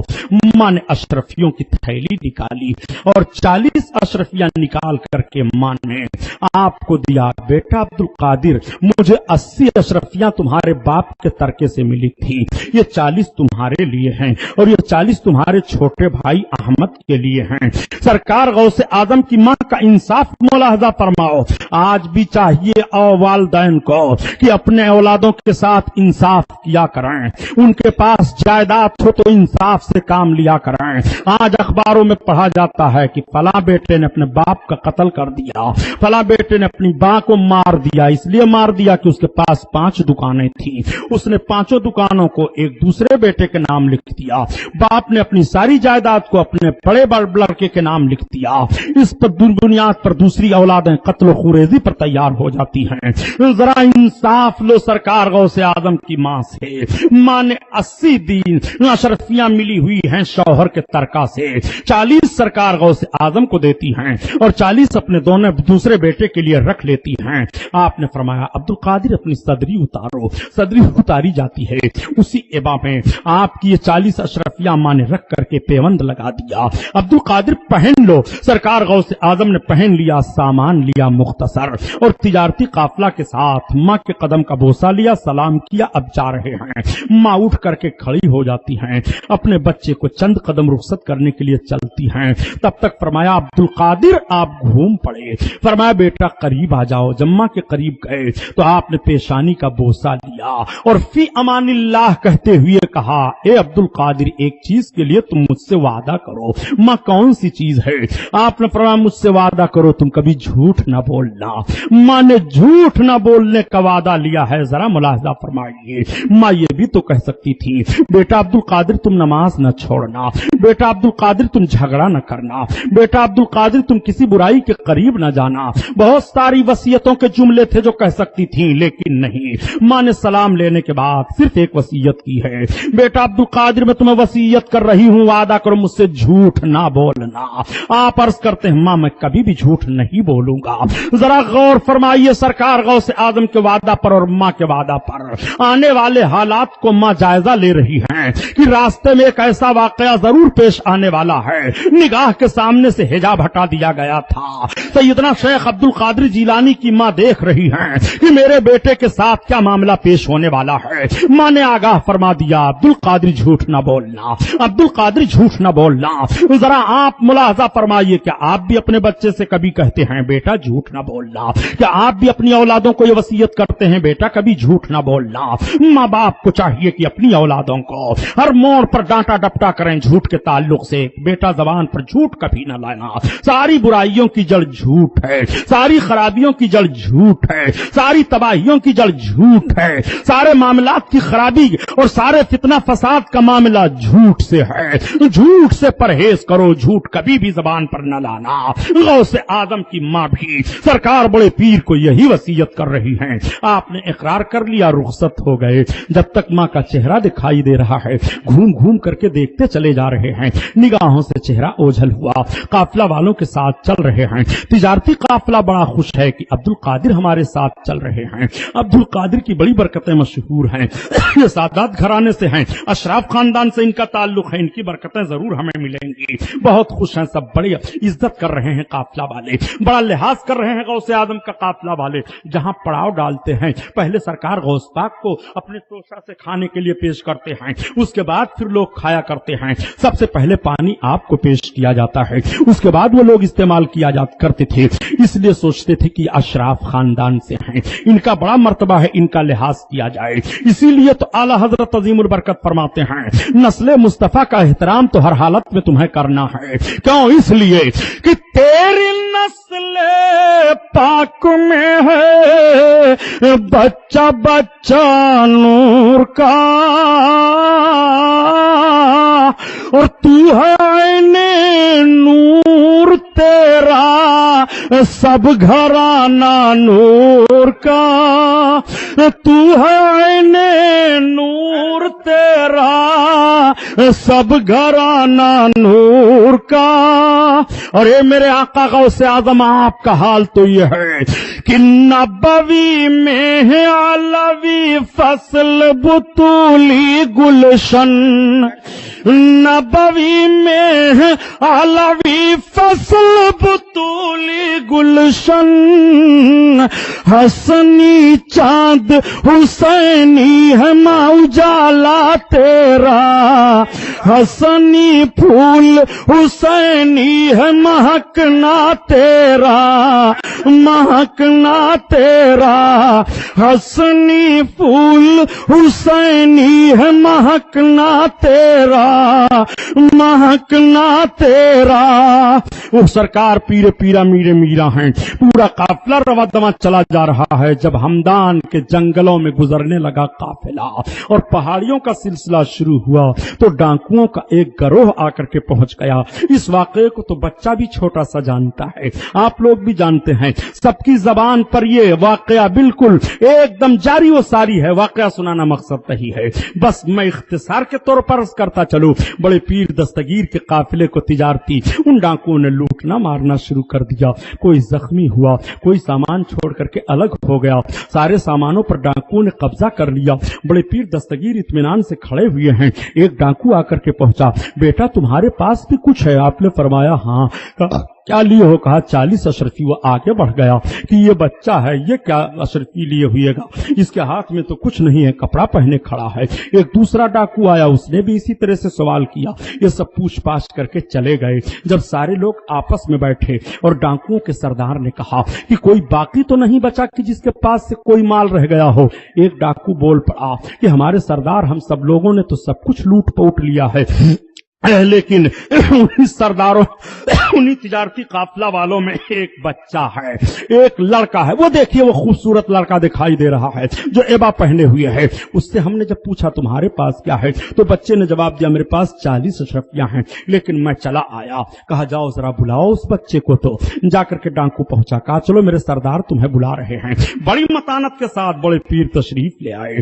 सरदार ने कहा क्या नाम है? कहा अब्दुल कादिर मेरा नाम है। कहा तुम्हारे पास क्या है? कहा मेरे पास 40 अशरफियां हैं। कहा कहां रखे हो? कहा मेरी एबा में है। कहा एबा उतारो। उतार दिया एबा, सीवन को तोड़ दिया, 40 अशरफियां जमीन पर गिरी। सरदार डाकुओं का खड़ा हो गया, बेटा तुम अपना हाथ बढ़ाओ अब्दुल कादिर। गौसे आजम ने हाथ बढ़ाया। डाकुओं के सरदार की आंखों से आंसू जारी हो गए। ए मेरे परवरदिगार, मुझे माफ कर देना, बेटा तू अपने अशरफियों को बचाने के लिए मुझसे झूठ बोल सकता था, झूठ क्यों नहीं बोला? अब्दुल कादिर जीलानी बड़े पीर ने फरमाया जब मैं चलने लगा था तो मेरी मां ने वसीयत की थी कि कभी भी झूठ ना बोलना, मैं अपने मां की फरमानी नहीं करूंगा।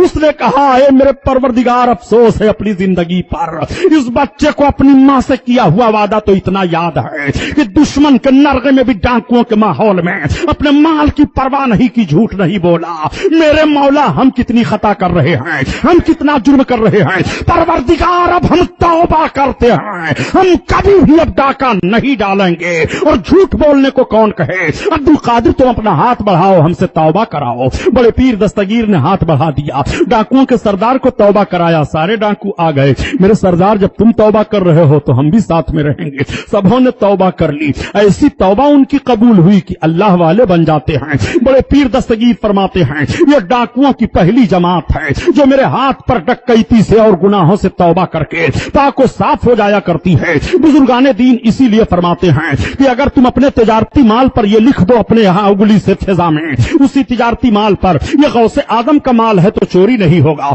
मकान पर लिख दो गौस पाक का माल है, चोरी नहीं होगा। दुकान पर लिख दो गौस पाक की दुकान है, चोरी नहीं होगी। चुनांचे गौसे आजम का वो फैजान जारी है, बड़े पीर दस्तगीर का वो करम जारी है। बड़े पीर दस्तगीर को इस तरह देख करके सारे काफिला वाले कदम चूम रहे हैं, हाथ का बोसा ले रहे हैं, पेशानी चूम रहे हैं। ए अब्दुल कादिर तुम्हारी बड़ी बरकतें हैं, तुम्हारी बरकत से तमाम डाकू ताइब हो गए हैं। अब्दुल कादिर तुम्हारी बरकत से हमारा माल बच गया है।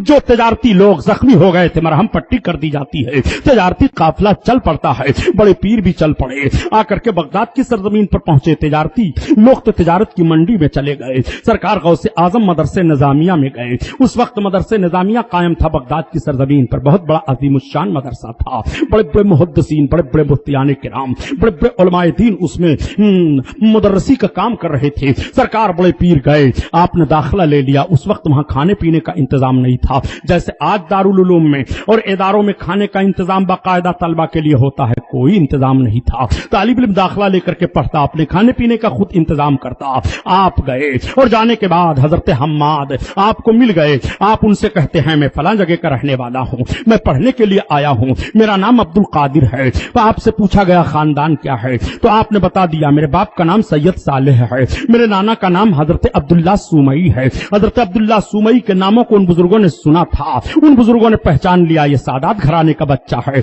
बड़े अदब व एहतराम से गौसे आजम को बैठाया गया, दाखिला लिया गया। अब आप जब पढ़ना शुरू करते हैं तो चंद ही दिनों में सारे मदरसे में सारे बच्चों से फौकियत हासिल कर लेते हैं। बड़े पीर जब किताब पढ़ने के लिए जाते हैं, जो मजमून उस्ताद को पढ़ाना है, अगर सामने किताब रखी है, उस्ताद अभी दरसगाह में नहीं आए हैं, किताब को खोला, हाशिया लिखते चले गए। उस्ताद आते कहते ये किसने लिखा है? بتا دیتے طلبہ کی عبد القادر نے لکھا ہے، تو استاذ کہا کرتے تھے عبد القادر پڑھنے آئے ہو کہ پڑھانے آئے ہو؟ آپ کہتے میں پڑھنے کے لیے آیا ہوں۔ بڑی محنت شاقہ آپ نے اٹھائی ہے طالب علمی کے دور میں، بہت محنت سے آپ پڑھتے رہے، پڑھائی کے درمیان میں آپ کے کھانے پینے کا سامان ختم ہو گیا، میں نے جو کچھ دیا تھا وہ ختم ہو گیا۔ بڑے پیر کہتے ہیں اتنی بھوک مجھے لگی، اتنی بھوک لگی کہ بغداد کے کھنڈرات کی طرف میں نکل گیا کہ کوئی گری پڑی چیز ملے تو میں اس کو اٹھا کر کے کھا لوں۔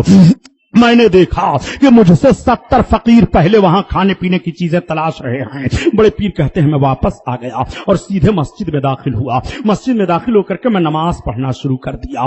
نماز میں پڑھ رہا تھا تب تک ایک مسافر آیا اور مسجد میں بیٹھ گیا، اپنے توشہ دان سے کچھ نکالا اور کھانے لگا۔ بڑے پیر کہتے ہیں اب جب میں سلام پھیر کر کے بیٹھا میں نے اس کی طرف دیکھا اور میرے دل میں بات آئی کہ کاش یہ مجھے بھی بلا لیتا کھانے کے لیے، میں اس کے کھانے میں شامل ہو جاتا۔ سرکار بڑے پیر دستگیر فرماتے ہیں جیسے یہ بات میرے دل میں آئی تب تک اس آدمی نے کہا آؤ بیٹا تم بھی کھانے میں شریک ہو جاؤ۔ میں آگے بڑھا اور کھانے میں شریک ہو گیا۔ جب میں کھانے لگا تو اس مسافر نے کہا آپ کا نام کیا ہے؟ میں نے کہا کیا بات ہے؟ کہا اس لیے آپ کا نام پوچھ رہا ہوں کہ میں قصبہ گیلان کے قریب سے آیا ہوں، وہاں اشراف خاندان کے ایک لڑکے عبد القادر مدرسہ نظامیہ میں پڑھنے کے لیے آئے ہیں۔ جب میں چلنے لگا تھا تو ان کی ماں نے مجھ کو تھوڑا سا سونا دیا تھا، میں تجارت کرنے کے لیے آیا تھا، لیکن میں اپنے درہم و دینار سے تجارت کا سارا سامان خرید لیا، میرے پاس کچھ نہیں رہ گیا، مجھے کھانے کی دقت ہو گئی تو میں نے ان کے حصے کا تھوڑا سا سونا بیچ ڈالا اور اسی سے کھانا خریدا ہوں، بقیہ سونا میرے پاس ہے۔ بیٹا اگر تم بتا دو مدرسے نظامیہ میں عبد القادر کہاں رہ رہے ہیں تو ان کی ماں نے جو امانت دی تھی میں ان تک پہنچا دوں۔ آپ نے کہا اچھا کھانا کھا لو پھر بتاتا ہوں۔ کھانا جب کھا چکے تو آپ فرماتے ہیں وہ عبد القادر میں ہی ہوں۔ اتنا سننا تھا مسافر نے پیشانی چوم لیا۔ بیٹا واقعی اشراف خاندان کا بچہ شریف ہوا کرتا ہے، معاف کر دو میں نے بغیر اجازت کے، میں بہت بھوکا تھا، میں نے آپ کے سونے سے کھانا خرید لیا۔ بڑے پیر فرماتے ہیں کوئی بات نہیں ہے۔ سرکار غوث اعظم کے دل کا حال ذرا ملاحظہ فرماؤ، اگر آپ کی طبیعت بھی کسی کھانے کی طرف مائل ہوتی ہے تو وہ کسی اور کا کھانا نہیں ہے بلکہ آپ ہی کے سونے سے خریدا ہوا کھانا ہے۔ رب تعالیٰ نے اتنا کرم فرمایا سرکار بڑے پیر غوث اعظم پر، سرکار غوث اعظم وہ سونا لے لیتے ہیں۔ اب آپ کا ذرا کرم دیکھو اور غریبوں اور فقیروں کا نوازنا دیکھو۔ اے مالدارو تمہارے دروازے پر کوئی بھکاری پہنچے تو تم کس طرح سے پیش آتے ہو؟ سرکار غوث پاک کی نگاہ نے دیکھ لیا تھا کہ مجھ سے پہلے بغداد کے کھنڈرات میں 70 فقیر ادھر ادھر تلاش رہے ہیں، کھانے پینے کی چیزیں تلاش رہے ہیں، وہ سونا لے کر کے پہنچ گئے۔ تھوڑا سا سونا تو ہوٹل پر آپ نے دے دیا کہ مجھے 2 روٹی شام کو تم دے دیا کرنا، یہ سونا اتنا لے لو، اور بقیہ سونا لے جا کر کے فقیروں کو دے دیا، یہ سب تم لوگ لے لو، لے جاؤ کھاؤ۔ آپ نے کوئی پرواہ نہیں کی۔ سرکار غوث اعظم کو جب کھانا کم پڑ گیا تو کبھی ایسا بھی وقت آیا ہے، آپ فرماتے ہیں میں درختوں کے پتوں کو کھا لیتا تھا اور ان پتوں کو کھا کر کے میں بھوک کو بجھا لیتا پانی پی کر کے، مگر علم حاصل کرنے میں کوتاہی نہیں کرتا۔ اے مسلمانوں علم حاصل کس طرح سے علم دین کیا جاتا ہے، اور اے علم حاصل کرنے والے اسٹوڈنٹوں تم بھی ذہن لے لو، علم حاصل کرنے کے دوران میں صعوبتوں کا سامنا ضرور کرنا پڑے گا، تکلیفیں ضرور اٹھانی پڑیں گی، مگر جو بچہ محنت شاقہ اٹھا کر کے اور علم حاصل کر لیتا ہے، چاہے دینی علم ہو چاہے عصری علم ہو، وہ ضرور کامیاب ہو جایا کرتا ہے۔ علم سے کامیابی ہے، بڑے پیر کی مقدس زندگی سے یہ پتا چل رہا ہے۔ اور جو لوگ بغیر علم دین کے ولایت کا دعویٰ کرتے ہیں وہ بھی غوث اعظم کی زندگی سے سبق حاصل کریں کہ بڑے پیر نے عرفات کے میدان کو دیکھا ہے، بچپن میں ولایت کے لیے ان کی آواز آ رہی ہے، مگر علم دین حاصل کرنے کے لیے اتنی صعوبتوں کو اٹھا رہے ہیں، رب کی بارگاہ میں بجائے شکرانہ ادا کرنے کے آپ کی زبان پر شکوہ کا لفظ نہیں آتا ہے۔ بڑے پیر دستگیر رحمت اللہ تعالی علیہ ہر روز وہیں سے لایا کرتے تھے اور کھایا کرتے تھے۔ 8 سال تک آپ نے بغداد شریف میں پڑھا۔ 18 اور 8 ملائیے تو کتنا بنا؟ جلدی بتاؤ، ارے یار جلدی بتاؤ، یہی توجہ آپ کی ہے، کتنا بنا؟ 26 یا 25 برس کی عمر شریف سرکار غوث اعظم کی ہو جاتی ہے۔ بڑے پیر دستگیر رحمت اللہ تعالی علیہ فارغ ہوتے ہیں پڑھ کر کے، دستار دی گئی، تب تک آپ پر ایک وجدانی کیفیت طاری ہوئی۔ آپ نکل گئے بغداد سے اور 12 برس تک بغداد کے جنگلوں میں پہاڑیوں میں سرکار غوث اعظم مجاہدہ فرماتے رہے۔ جب نماز کا وقت آتا تو ہوش آ جاتا، نماز ادا کر لیتے، پھر دوڑتے رہتے تھے، اس طرح سے مجاہدہ فرمایا۔ سرکار غوث اعظم نے قسم کھا لیا کہ جب تک میرا رب نہیں مجھے کھلائے پلائے گا میں کھاؤں گا نہیں۔ ایک روز بھوک کی شدت سے سرکار غوث اعظم بڑے پیر دستگیر رحمت اللہ تعالی علیہ زمین پر لیٹ گئے۔ حضرت خضر علیہ السلام آئے، دودھ کا پیالہ لاتے ہیں، عبد القادر یہ لے لو پی لو۔ آپ نے فرمایا جب تک میرا رب نہیں پلائے گا جب تک نہیں پیوں گا۔ آپ فرماتے ہیں اے عبد القادر میں خضر ہوں، رب نے تمہیں یہ عطا فرمایا ہے میرے ذریعہ سے، لو پی لو۔ اس دودھ کو آپ پیتے ہیں۔ اعلیٰ حضرت عظیم البرکت اسی طرف اشارہ فرماتے ہیں، قسم دے دے کے کھلاتا ہے پلاتا ہے تمہیں، قسم دے دے کے کھلاتا ہے پلاتا ہے تمہیں، اور پیارا اللہ تیرا چاہنے والا تیرا، پیارا اللہ تیرا چاہنے والا تیرا، چاہنے والا تیرا۔ اللہ اللہ، آپ ذرا دیکھیے سرکار غوث اعظم پھر اٹھتے ہیں اور بغداد شریف میں داخل ہوتے ہیں۔ جیسے بغداد میں داخل ہوئے تب تک آپ کے وسطات حضرت ابو سعید مخزومی رحمت اللہ تعالی علیہ کی نگاہ پڑ گئی، آگے بڑھے اور دوڑ کر کے سینے سے لگا لیتے ہیں، اے بیٹا عبد القادر تم کہاں تھے؟ تمہارا ہی انتظار تھا، تمہارا ہی انتظار تھا۔ اپنے گھر لے گئے، کھلایا پلایا اور اپنی عبا اتار کر کے دے دی، اپنا امامہ باندھ دیا، سارے تبرکات جو آپ کے تھے سب سونپ دیا۔ لو عبد القادر اس امانت کے اب ذمہ دار تم ہو۔ سرکار غوث اعظم کو تو سب کچھ حاصل ہی ہو گیا تھا، بظاہر ایک نسبت کی ضرورت تھی، وہ حضرت ابو سعید مخزومی رحمت اللہ تعالی علیہ سے نسبت حاصل ہو گئی۔ حضرت ابو سعید مخزومی نے آپ کو مدرسے میں استاذ مقرر کروا دیا، آپ استاذ ہوئے۔ جب آپ استاذ ہوئے اور آپ کے پاس مسئلہ آتا تھا فتویٰ آپ لکھتے تھے، چند ہی دن کے بعد سارے مفتیوں میں مفتی اعظم بن گئے، مفتی اعظم بغداد آپ کو کہا جانے لگا، اور جب آپ لکھنے لگے تو چند ہی دن کے بعد مفتی اعظم عراق آپ پکارے جانے لگے۔ اب کسی کو کچھ مسئلہ پوچھنا ہوتا تو وہ کہتا مفتی اعظم عراق کے پاس چلے جاؤ، بڑے پیر کے پاس آ کر کے مسئلہ پوچھا کرتے تھے۔ سرکار غوث اعظم کا وہ علم پاک ہے، جب سرکار غوث اعظم علم حاصل کر کے علم دین اور فتویٰ لکھنا شروع کرتے ہیں تو جانتے ہو بغداد کی آبادی اس وقت کی تھی، بغداد کی آبادی اس وقت 19.5 لاکھ کی تھی، اور 19.5 لاکھ میں 50,000 سے زائد اکابر یعنی بڑے علماء پائے جاتے تھے۔ یہ بغداد کی تاریخ رہی ہے۔ وہ بغداد، اس بغداد کو تباہ نہیں کیا جا سکتا ہے، اس بغداد کو برباد نہیں کیا جا سکتا ہے، بغداد کو بہت پہلے بھی تباہ و برباد کیا گیا تھا۔ بغداد کی تاریخ تمہارے سامنے رکھتا ہوا چلو، یہی وہ بغداد ہے جب ہلاکو خان کی فوج آئی تھی اور ہلاکو خان کی فوج نے کہا تھا ہم بغداد کو تباہ و برباد کر دیں گے۔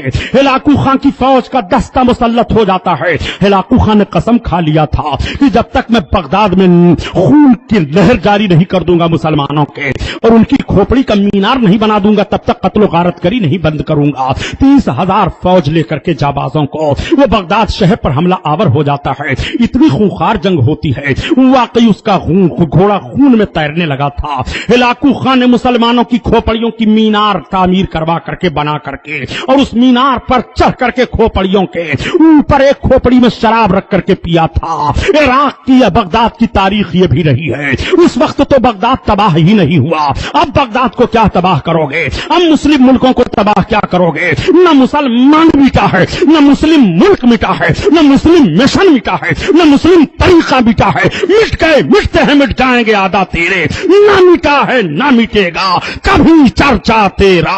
وہ سرکار غوث اعظم کا شہر بغداد معلیٰ ہے۔ ہلاکو خان نے اس طرح سے کیا تھا، لیکن وہی بغداد ہے۔ ذرا دیکھو، جب بغداد تباہ و برباد ہو گیا، بغداد کے لائبریری کی کتابیں نکال کر کے جب دریائے دجلہ میں پھینکی گئی ہیں تو دریائے دجلہ کا پانی سیاہ ہو گیا تھا۔ اتنی دینی کتابیں تھیں، اتنے علماء شہید کیے گئے، اتنے لوگ شہید کر دیے گئے تھے۔ وہی بغداد ہے جس بغداد پر نہ جانے کتنی الغاریں ہوتی رہتی ہیں، لیکن اس بغداد پر غوث اعظم کا سایہ ہے، امام اعظم ابو حنیفہ کا سایہ ہے، اولیاء کرام کا سایہ ہے۔ ہماری مادی طاقت ساتھ نہ دے لیکن روحانی طاقتوں کا ضرور ہمیں سہارا ہے، اور مذہب اسلام کے ماننے والے جس بھی موڑ پر کامیاب ہوئے ہیں وہ روحانی طاقتوں کی بنیاد پر کامیاب ہوئے ہیں۔ آپ ذرا ملاحظہ ملاحظہ فرمائیے، یہی وہ بغداد شریف کی سرزمین تو ہے جب تباہ و برباد کر دیا بغداد کو، تو ہلاکو خاں کا پوتا الغو خاں جب صدر بنا اور ہلاکو ہلاک ہو گیا، یہ فوج کا سپہ سالار بنا۔ تاریخ کا یہ جھروکا بھی آپ کے سامنے پیش کر دوں تاکہ آپ کا ایمان تازہ ہو جائے۔ تو الغو خاں 90,000 کی فوج لے کر کے چلا اور اس نے اعلان کر دیا کہ میرے دادا نے بغداد سلطنت اسلامیہ کو تباہ و برباد کیا تھا اور میں جا رہا ہوں مکہ اور مدینہ کو تباہ و برباد کر دوں گا، اسلام کے مرکز کو۔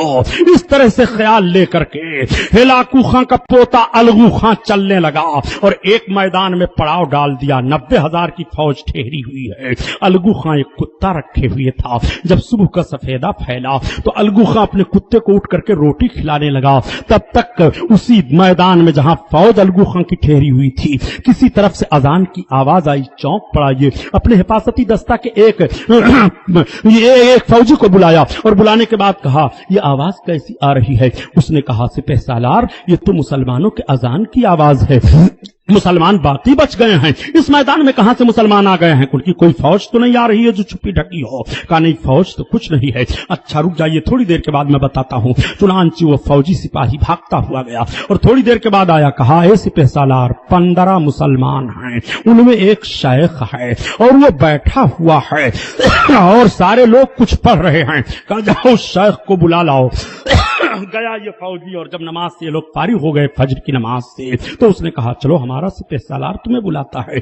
کون ہے تمہارا سپہ سالار؟ وہ حضرت سید شرف الدین رحمت اللہ علیہ تھے جو سرکار غوث پاک کی اولادوں میں سے تھے۔ سید شرف الدین رحمت اللہ علیہ نے فرمایا کون ہے تمہارا سپہ سالار؟ کہا ہمارے سپہ سالار کو نہیں جانتے ہو، دیکھو یہ سب خیمے لگے ہوئے ہیں، یہ الغو خاں کی فوج کے خیمے ہیں۔ کون الغو خاں؟ ہلاکو کا پوتا۔ ہاں۔ کہا وہ بلا رہا ہے؟ کہا ہاں۔ کہا چلیے چلتا ہوں۔ آئے 15 مسلمان ہیں، ان میں ایک حضرت سید شیخ شرف الدین رحمت اللہ علیہ ہیں۔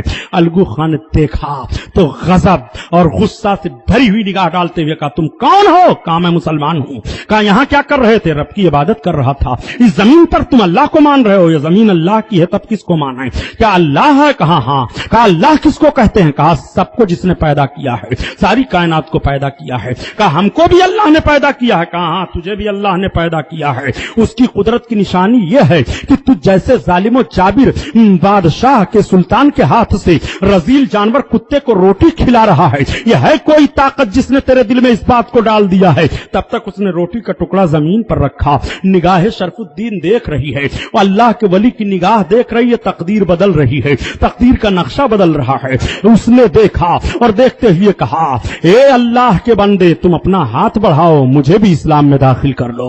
وہی الغو خاں اسلام میں داخلہ لے رہا ہے اور اسلام میں داخلہ لیتے ہوئے جب الغو خاں کو دیکھا، الغو خاں کی فوج نے تو 90,000 فوجیوں نے کلمہ پڑھ لیا، سب کے سب اسلام میں داخل ہو گئے۔ ڈاکٹر اقبال نے اسی طرف اشارہ کیا ہے یوں رشے تاتار کے افسانے سے اور میں عشق کا تعلق نہیں پیمانے سے، پاسباں مل گئے کعبے کو صنم خانے سے۔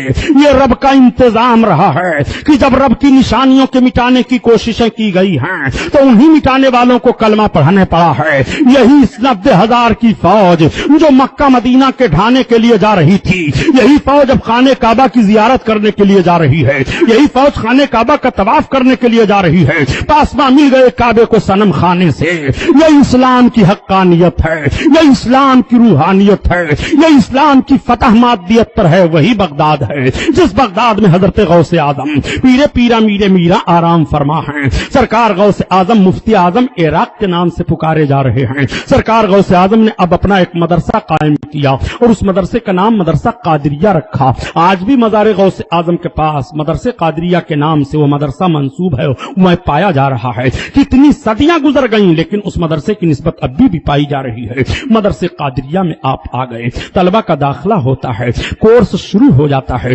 سارے فتاوے سرکار غوث اعظم کی بارگاہ میں آ رہے ہیں، آپ فتووں کا جواب لکھتے چلے جا رہے ہیں، کوئی کچھ مانگ رہا ہے تو عطا بھی کر رہے ہیں۔ اب آپ کو لوگ بہت بڑا دینے والا کہنے لگے، اس کے بعد پھر آپ کو لوگ غوث کہنے لگے، بہت بڑا مدد کرنے والا۔ سب کی یہ مدد فرمایا کرتے تھے، کوئی غریب جائے تو مدد فرما رہے ہیں، کوئی امیر جائے تو اس کی مدد ہو رہی ہے، کوئی دکھیا جائے تو اس کی مدد ہو رہی ہے۔ عمر کا حصہ آپ کا گزرتا چلا جا رہا ہے، آپ فرماتے ہیں کرم ہے کہ رب تعالیٰ نے اپنے فضل و کرم سے مجھے 4 بیویاں کے بعد دیگریں دی اور وہ 4 بیویاں ہماری خود کفیل تھی. مجھے کبھی بھی ان کی کفالت کی ذمہ داری کا کوئی احساس نہیں ہوا.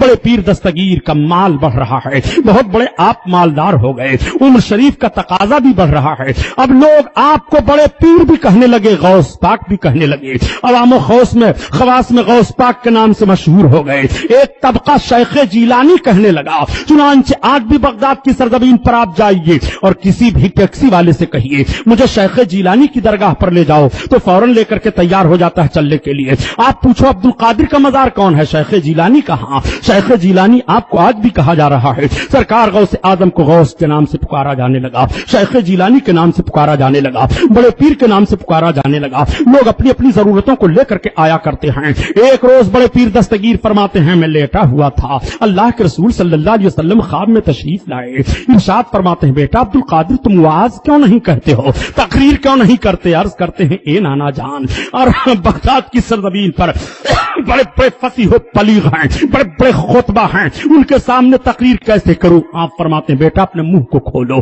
میں نے منہ کو کھولا تو سرکار نے اپنا لعاب شریف یعنی مبارک تھوک میرے منہ میں ڈال دیا اور 7 مرتبہ ڈالا. اس کے بعد فرمایا بیٹا عبد القادر اب واز کہنا. تب تک حضرت علی تشریف لائے. فرماتے ہیں بیٹا عبد القادر تم واز کیوں نہیں کہتے. عرض کرتے ہیں حضور میں واز کیسے کہوں, اس طرح کا معاملہ ہے. تب تک آپ نے فرمایا منہ کھولو. جب میں نے منہ کھولا تو 6 مرتبہ آپ نے اپنا لعاب شریف ڈالا. میں نے عرض کیا کہ میرے آقا سرکار دو عالم صلی اللہ علیہ وسلم نے تو 7 مرتبہ میرے منہ میں اپنا لعاب شریف ڈالا ہے اور آپ 6 مرتبہ کیوں ڈال رہے ہیں. تو حضرت علی فرماتے ہیں اے بیٹا عبد القادر سرکار کی برابری نہ ہونے پائے عدد میں. ذرا حضرت علی کا مزاج دیکھو, وہ عدد میں برابری نہیں ہونا گوارا کر رہے ہیں اور یہ جسم و جسمانیت میں برابری پیش کر رہے ہیں. ذرا سرکار علی کو دیکھو, انہوں نے رسول کو زیادہ سمجھا تھا کہ یہ بمبئی کی سرزمین پر رہنے والے اور اس طرح سے اعتراض کرنے والے زیادہ رسول اللہ کو سمجھ رہے ہیں. تعداد میں حضرت علی نے برابری نہیں کی ہے, عدد میں حضرت علی نے برابری نہیں کی ہے. اللہ کے رسول صلی اللہ علیہ وسلم کے فرمان اور مولا کائنات کے فرمان سے اب سرکار غوث اعظم واز کہنا شروع کرتے ہیں. کوئی کہہ سکتا ہے جب رسول اللہ نے اپنا لعاب شریف ڈال دیا تھا تو علی کے لعاب کی ضرورت کیوں تھی. سنو اللہ کے رسول ہی نے ارشاد فرمایا ہے انا مدینۃ العلم والی بابھا, میں علم کا شہر ہوں, علی اس کے دروازہ ہیں. تو شہر سے علم حاصل ہو رہا ہے, دروازہ علی ہیں, دروازہ اور شہر دونوں غوث کو مل رہا ہے. وہ سرکار غوث اعظم پیرا ہیں. سرکار غوث اعظم اب فرماتے ہیں جب میں نے اپنے مدرسہ میں واز کہنا شروع کیا تو لوگوں کی بڑی بھیڑ ہوئی. ہفتہ میں آپ 2 مرتبہ واز کہتے تھے, جب زیادہ واز کا معاملہ بڑھا تو 4 مرتبہ کہنے لگے. سرکار غوث اعظم فرماتے ہیں جب میں نے دوسرا واز کہنا شروع کیا تو میرا مدرسہ بھر گیا, مدرسے سے باہر لوگ بیٹھ گئے. پھر میں نے عیدگاہ میں اپنا واز رکھا, جب اس میں لوگ بھر گئے جگہ نہیں رہی تو میں سب سے بڑے میدان میں اپنے واز کو رکھا. 70 ہزار لوگ غوث اعظم کی تقریر میں شامل ہوتے تھے, جس میں 300-400 اولیاء کرام ہوتے تھے اور قلم دعوات لکھ کر کے بیٹھتے تھے لے کر کے تقریر لکھنے کے لیے. اور جب مجلس ختم ہوتی تھی تو 250-300 مردے نکالے جاتے تھے. وہ کیفیت ہوتی تھی, غوث اعظم کا وہ آواز کا اثر ہوتا تھا. یہ بڑے پیر دستگیر ہیں جن کی تقریر کا یہ عالم ہے, جن کے خطابت کا یہ عالم ہے, جن کے واز کا یہ عالم ہے. اللہ اللہ, یہی سرکار بڑے پیر دستگیر ایک مرتبہ معراج شریف کا واقعہ بیان فرما رہے تھے. ایک یہودی گزر رہا تھا, آقا نے جیسے بیان فرمایا کہ رات کے تھوڑے سے حصے میں میرے آقا گئے اور جنت و دوزخ کا سیر کیا, عرش اعظم پر گئے اور اللہ کی بارگاہ میں گئے, وہاں سے واپس آئے. جب آئے تو جس دروازے سے نکلے تھے زنجیر ہلتی رہی, بستر گرم رہا. یہ سب سارا واقعہ بیان ہی کر رہے تھے. یہودی نے دیکھا مسلمانوں کی مجلس لگی ہوئی ہے, ان کے بڑے پیر تقریر کر رہے ہیں, کھڑے ہو کر کے تھوڑی دیر تک سننے لگا. جب سرکار نے یہ بیان فرمایا تو کہا یہ تو باتیں نہیں سمجھ میں آ رہی ہے کہ ہم یہاں سے دریائے دجلہ تک جاتے ہیں تو 1 گھنٹہ لگ جاتا ہے اور 7 آسمانوں کو کوئی آدمی پار کر جائے, عرش پر پہنچ جائے, رب کی بارگاہ میں پہنچ جائے, وہاں سے چلا آئے, جنت و دوزخ دیکھ لے, ساری کائنات دیکھ لے اور اتنا ہی وقت لگے. یہ تو بات سمجھ میں نہیں آ رہی ہے. بھاگ پڑا وہاں سے, کہا چلو یہ باتیں نہیں سمجھ میں آ رہی ہے. اب وہاں سے آیا, آ رہا تھا, راستے میں مچھلی مل گئی, خرید لیا. अपनी बेगम को दिया, बेगम ये मछली मिल गई है, लाया हूं, तैयार करो। कहा ठीक है रख दो, अभी मैं सूत बटोर रही हूं, इसको बटोर ली, उसके बाद मछली का सालन तैयार कर दूंगी। कहां जा रहे हो? मैं दरियाए दजला में गुस्ल करके आ रहा हूं। ये भागा दरियाए दजला में गया और कपड़े उतार करके जैसे दरिया में डुबकी लगाया। अब जब बाहर निकलता है तो ना वो शहर है, ना वो लहर है, ना वो ये खुद है, एक बहुत हसीनो जमील लड़की बन करके तैयार है। हैरान हो गया, मेरा कपड़ा नहीं है, मेरा शहर नहीं है, वो मैं नहीं हूं। तब तक एक बाद शाहजादा घोड़े को पानी पिलाने के लिए आ गया। अपने घोड़े को जैसे पानी पिलाने के लिए वहां खड़ा किया और उतरा तो देख रहा है कि दरिया में थोड़ी दूर पर एक बड़ी हसीनो जमील लड़की खड़ी है। इस शहजादे ने कहा बाहर आ जाओ। कहा तुम पहले कपड़े फेंको, मैं अपने सतर को छुपाऊं। चुनांचे चादर उसने डाल दिया, अपने सतर को छुपा लिया, बाहर निकली। उसने कहा पहले सुनो तो मैं कौन हूं। कहा सुनने उनने की कोई बात नहीं है, मेरे घोड़े पर सवार हो जाओ। बादशाहजादा ने सवार कर लिया। इसको सन्नाटा छाया हुआ है, अजीब कैफियत हुई है, एकदम बिल्कुल दीवानी की तरह चली जा रही है।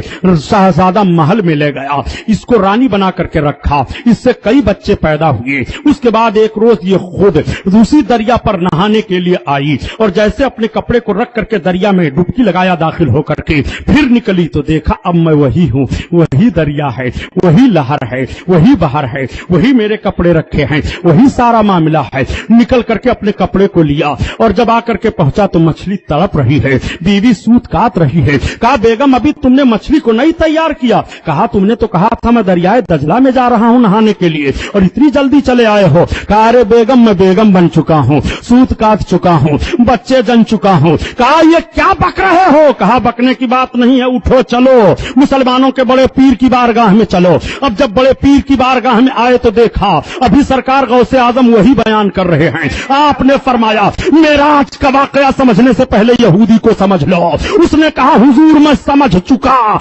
इस्लाम पेश करो, मुझे इस्लाम में दाखिल करो। इस्लाम का कलमा पढ़ाया, इस्लाम में दाखिल फरमा लिया। वो गौसे आजम पीरे पीरा हैं, वो गौसे आजम मीरे मीरा हैं, वो गौसे आजम शाह जीला हैं। गौसे आजम को कहां कहां देखोगे, गौसे आजम को जहां देखो बेमिसाल हैं। शबाब की दुनिया में देखो बेमिसाल हैं, बचपन में देखो बेमिसाल हैं, खानकाह की जिंदगी देखो बेमिसाल हैं, खिताबत की कुर्सी पर देखो बेमिसाल हैं, दारुल इफ्ता में देखो बेमिसाल हैं, रहन सहन में देखो बेमिसाल हैं, बाल बच्चों में देखो बेमिसाल हैं। खुदा की कसम गौसे आजम का मर्तबा तो ये है कि सारे मोमिनीन खाने काबा का तवाफ करते हैं, जितने हुज्जाज जाते हैं सब खाने काबा का तवाफ करते हैं, औलिया किराम खाने काबा का तवाफ करते हैं, अब्दाल खाने काबा का तवाफ करते हैं। खाने काबा से पूछा जाए काबा तू बता दे तू किसके दरवाजे का तवाफ कर रहा है, तू किसका तवाफ कर रहा है। जब खाने काबा से पूछोगे तो आला हजरत अपनी जबान में बयान फरमाते हैं कि सारे अक़ताब जहां करते हैं काबे का तवाफ और काबा करता है तवाफ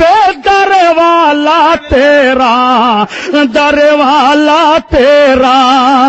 वो सरकार गौसे आजम की जिंदगी है जिसका तवाफ जिसके दरवाजे का खाने काबा कर रहा हो। इसीलिए तो आला हजरत अज़ीमुल फरकत फरमाते हैं अरे तुम मुत्तकियों को देखना चाहते हो, मुत्तकियों के इमाम तो गौसे आजम हैं।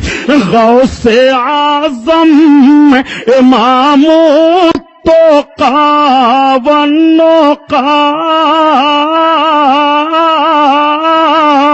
और जलवे शान कुदरत पे लाखों सलाम, लाखों सलाम। सरकार गौसे आजम को रब की बारगाह से कितना बड़ा इनाम मिला सुनो। गौस पाक फरमाते हैं कि रब का इरशाद मेरे लिए हुआ, अब्दुल कादिर तुम क्या चाहते हो। मैंने अर्ज किया मौला अब्दुल कादिर की जो नियत है तेरे इल्म में है। फिर निदा आती है अब्दुल कादिर क्या चाहते हो। मैंने अर्ज किया मौला जो अब्दुल कादिर की नियत है तेरे इल्म में है। निदा आती है ए अब्दुल कादिर जा, जो तुझसे मोहब्बत करेगा उस पर उस वक्त तक मौत नहीं तारी की जाएगी जब तक उसको तौबा की तौफीक न दे दी जाए। गौसे आजम का चाहने वाला मरेगा तो तौबा करके मरेगा, गौसे आजम का मानने वाला मरेगा तो तौबा करके मरेगा। खुदा की कसम जब गौसे आजम की मोहब्बत और नाम में यह असर है कि मरने से पहले पहले मुसलमान अपने गुनाहों से तौबा की तौफीक पा जाता है तो नाम मोहम्मद में कितना असर होगा, नाम नाम अबू बकर में कितना असर होगा, नाम उमर में कितना असर होगा, नाम उस्मान में कितना असर होगा, नाम अली में कितना असर होगा, नाम हसन हुसैन में कितना असर होगा। जब इस पार का यह आलम है, उस पार का आलम क्या होगा। इसीलिए आला हजरत अजीमुल बरकत इरशाद फरमाते हैं, या इलाही कादरी कर कादरी रख, कादरियों में उठा कदर अब्दुल कादर कुदरत नुमा के वास्ते। इस शेर को याद कर लो और दुआ मांगा करो तो गरीबी नहीं रहेगी। या इलाही कादरी कर कादरी रख, कादरियों में उठा, इसको पढ़ा करो, बीमार हो तो शिफा पा जाओगे, बे औलाद हो तो रब की अता से औलादें मिल जाएंगी, बेरोजगार हो तो रोजी में बरकत हो जाएगी। गौसे आजम को पुकार करके तो देखो। इसलिए ज़हन फिक्र दे दिया जा रहा है, अमेरिका नहीं 100 अमेरिका पैदा हो जाए बगदाद को तबाह करने के लिए, बगदाद तबाह नहीं होगा। गौसे आजम जमीन के ऊपर हैं, तब भी बगदाद वाले और गौस के चाहने वालों की हिफाजत हो रही है, और जमीन के अंदर है जब भी हिफाजत हो रही है। इसलिए कि गौसे आजम ने फरमाया है कि जहां से सूरज निकल रहा है मैं वहां पर हूं, वहां पर मेरा चाहने वाला हो, और जहां पर सूरज डूब रहा है मैं वहां पर हूं। उसका सतर खुल जाए तो मैं ढांप देता हूं। और गौसे आजम फरमाते हैं, अनल जीली व इसमी मुहीउद्दीन व आलानी अला रासिल जबाली, मैं जीलान का रहने वाला हूं, मेरा नाम मुहीउद्दीन है, और मेरी बुलंदियों का झंडा पहाड़ों पर गड़ा हुआ है। गौसे आजम इरशाद फरमाते हैं कि नजर तो बिलादिल्लाह जमान का खरदलतिन अला हुक्म इत्तिसाली, मैं अल्लाह के तमाम शहरों को ऐसे देख रहा हूं जैसे कोई अपनी हथेली पर राई का दाना रख करके देखा करे। आप इरशाद फरमाते हैं, बिलादुल्लाह मुल्की व तहता हुक्मी, तमाम मुल्क अल्लाह के मेरे कब्जा व इख्तियार में है। मेरी हुकूमत बर पर है, मेरी हुकूमत बहर पर है, मेरी हुकूमत सूरज पर है, मेरी हुकूमत चांद पर है, मेरी हुकूमत महीना पर है, मेरी हुकूमत वक्त पर है। जब तक सूरज मुझे सलाम नहीं करता है तब तक तुलू नहीं होता है, जब तक चांद मुझे सलाम नहीं करता है तब तक तुलू नहीं होता है, जब तक महीना मुझे सलाम नहीं करता है तब तक लागू नहीं होता है, जब तक वक्त मुझे सलाम नहीं करता है तब तक उसके वक्त की रफ्तार नहीं बढ़ती है। वो गौसे आजम का मकाम और मर्तबा है। इसीलिए आला हजरत अहले फिक्र के ले गए, ए लोगों तुम अपने आप को निस्बत गौस की तरफ कर लो। गौसे आजम की तरफ निस्बत कर लेने से नारायण की भलाइयां तुम्हें मिल जाएंगी। या इलाही कादरी कर कादरी रख, कादरियों में उठा कदर अब्दुल कादर कुदरत नुमा के वास्ते। फैजान गौसे आजम जिंदाबाद, ये महफिल नूर पाइंदाबाद। इंशाअल्लाह ताला कल इसी मजलिस में बयान होगा नबी कौन मुक़द्दस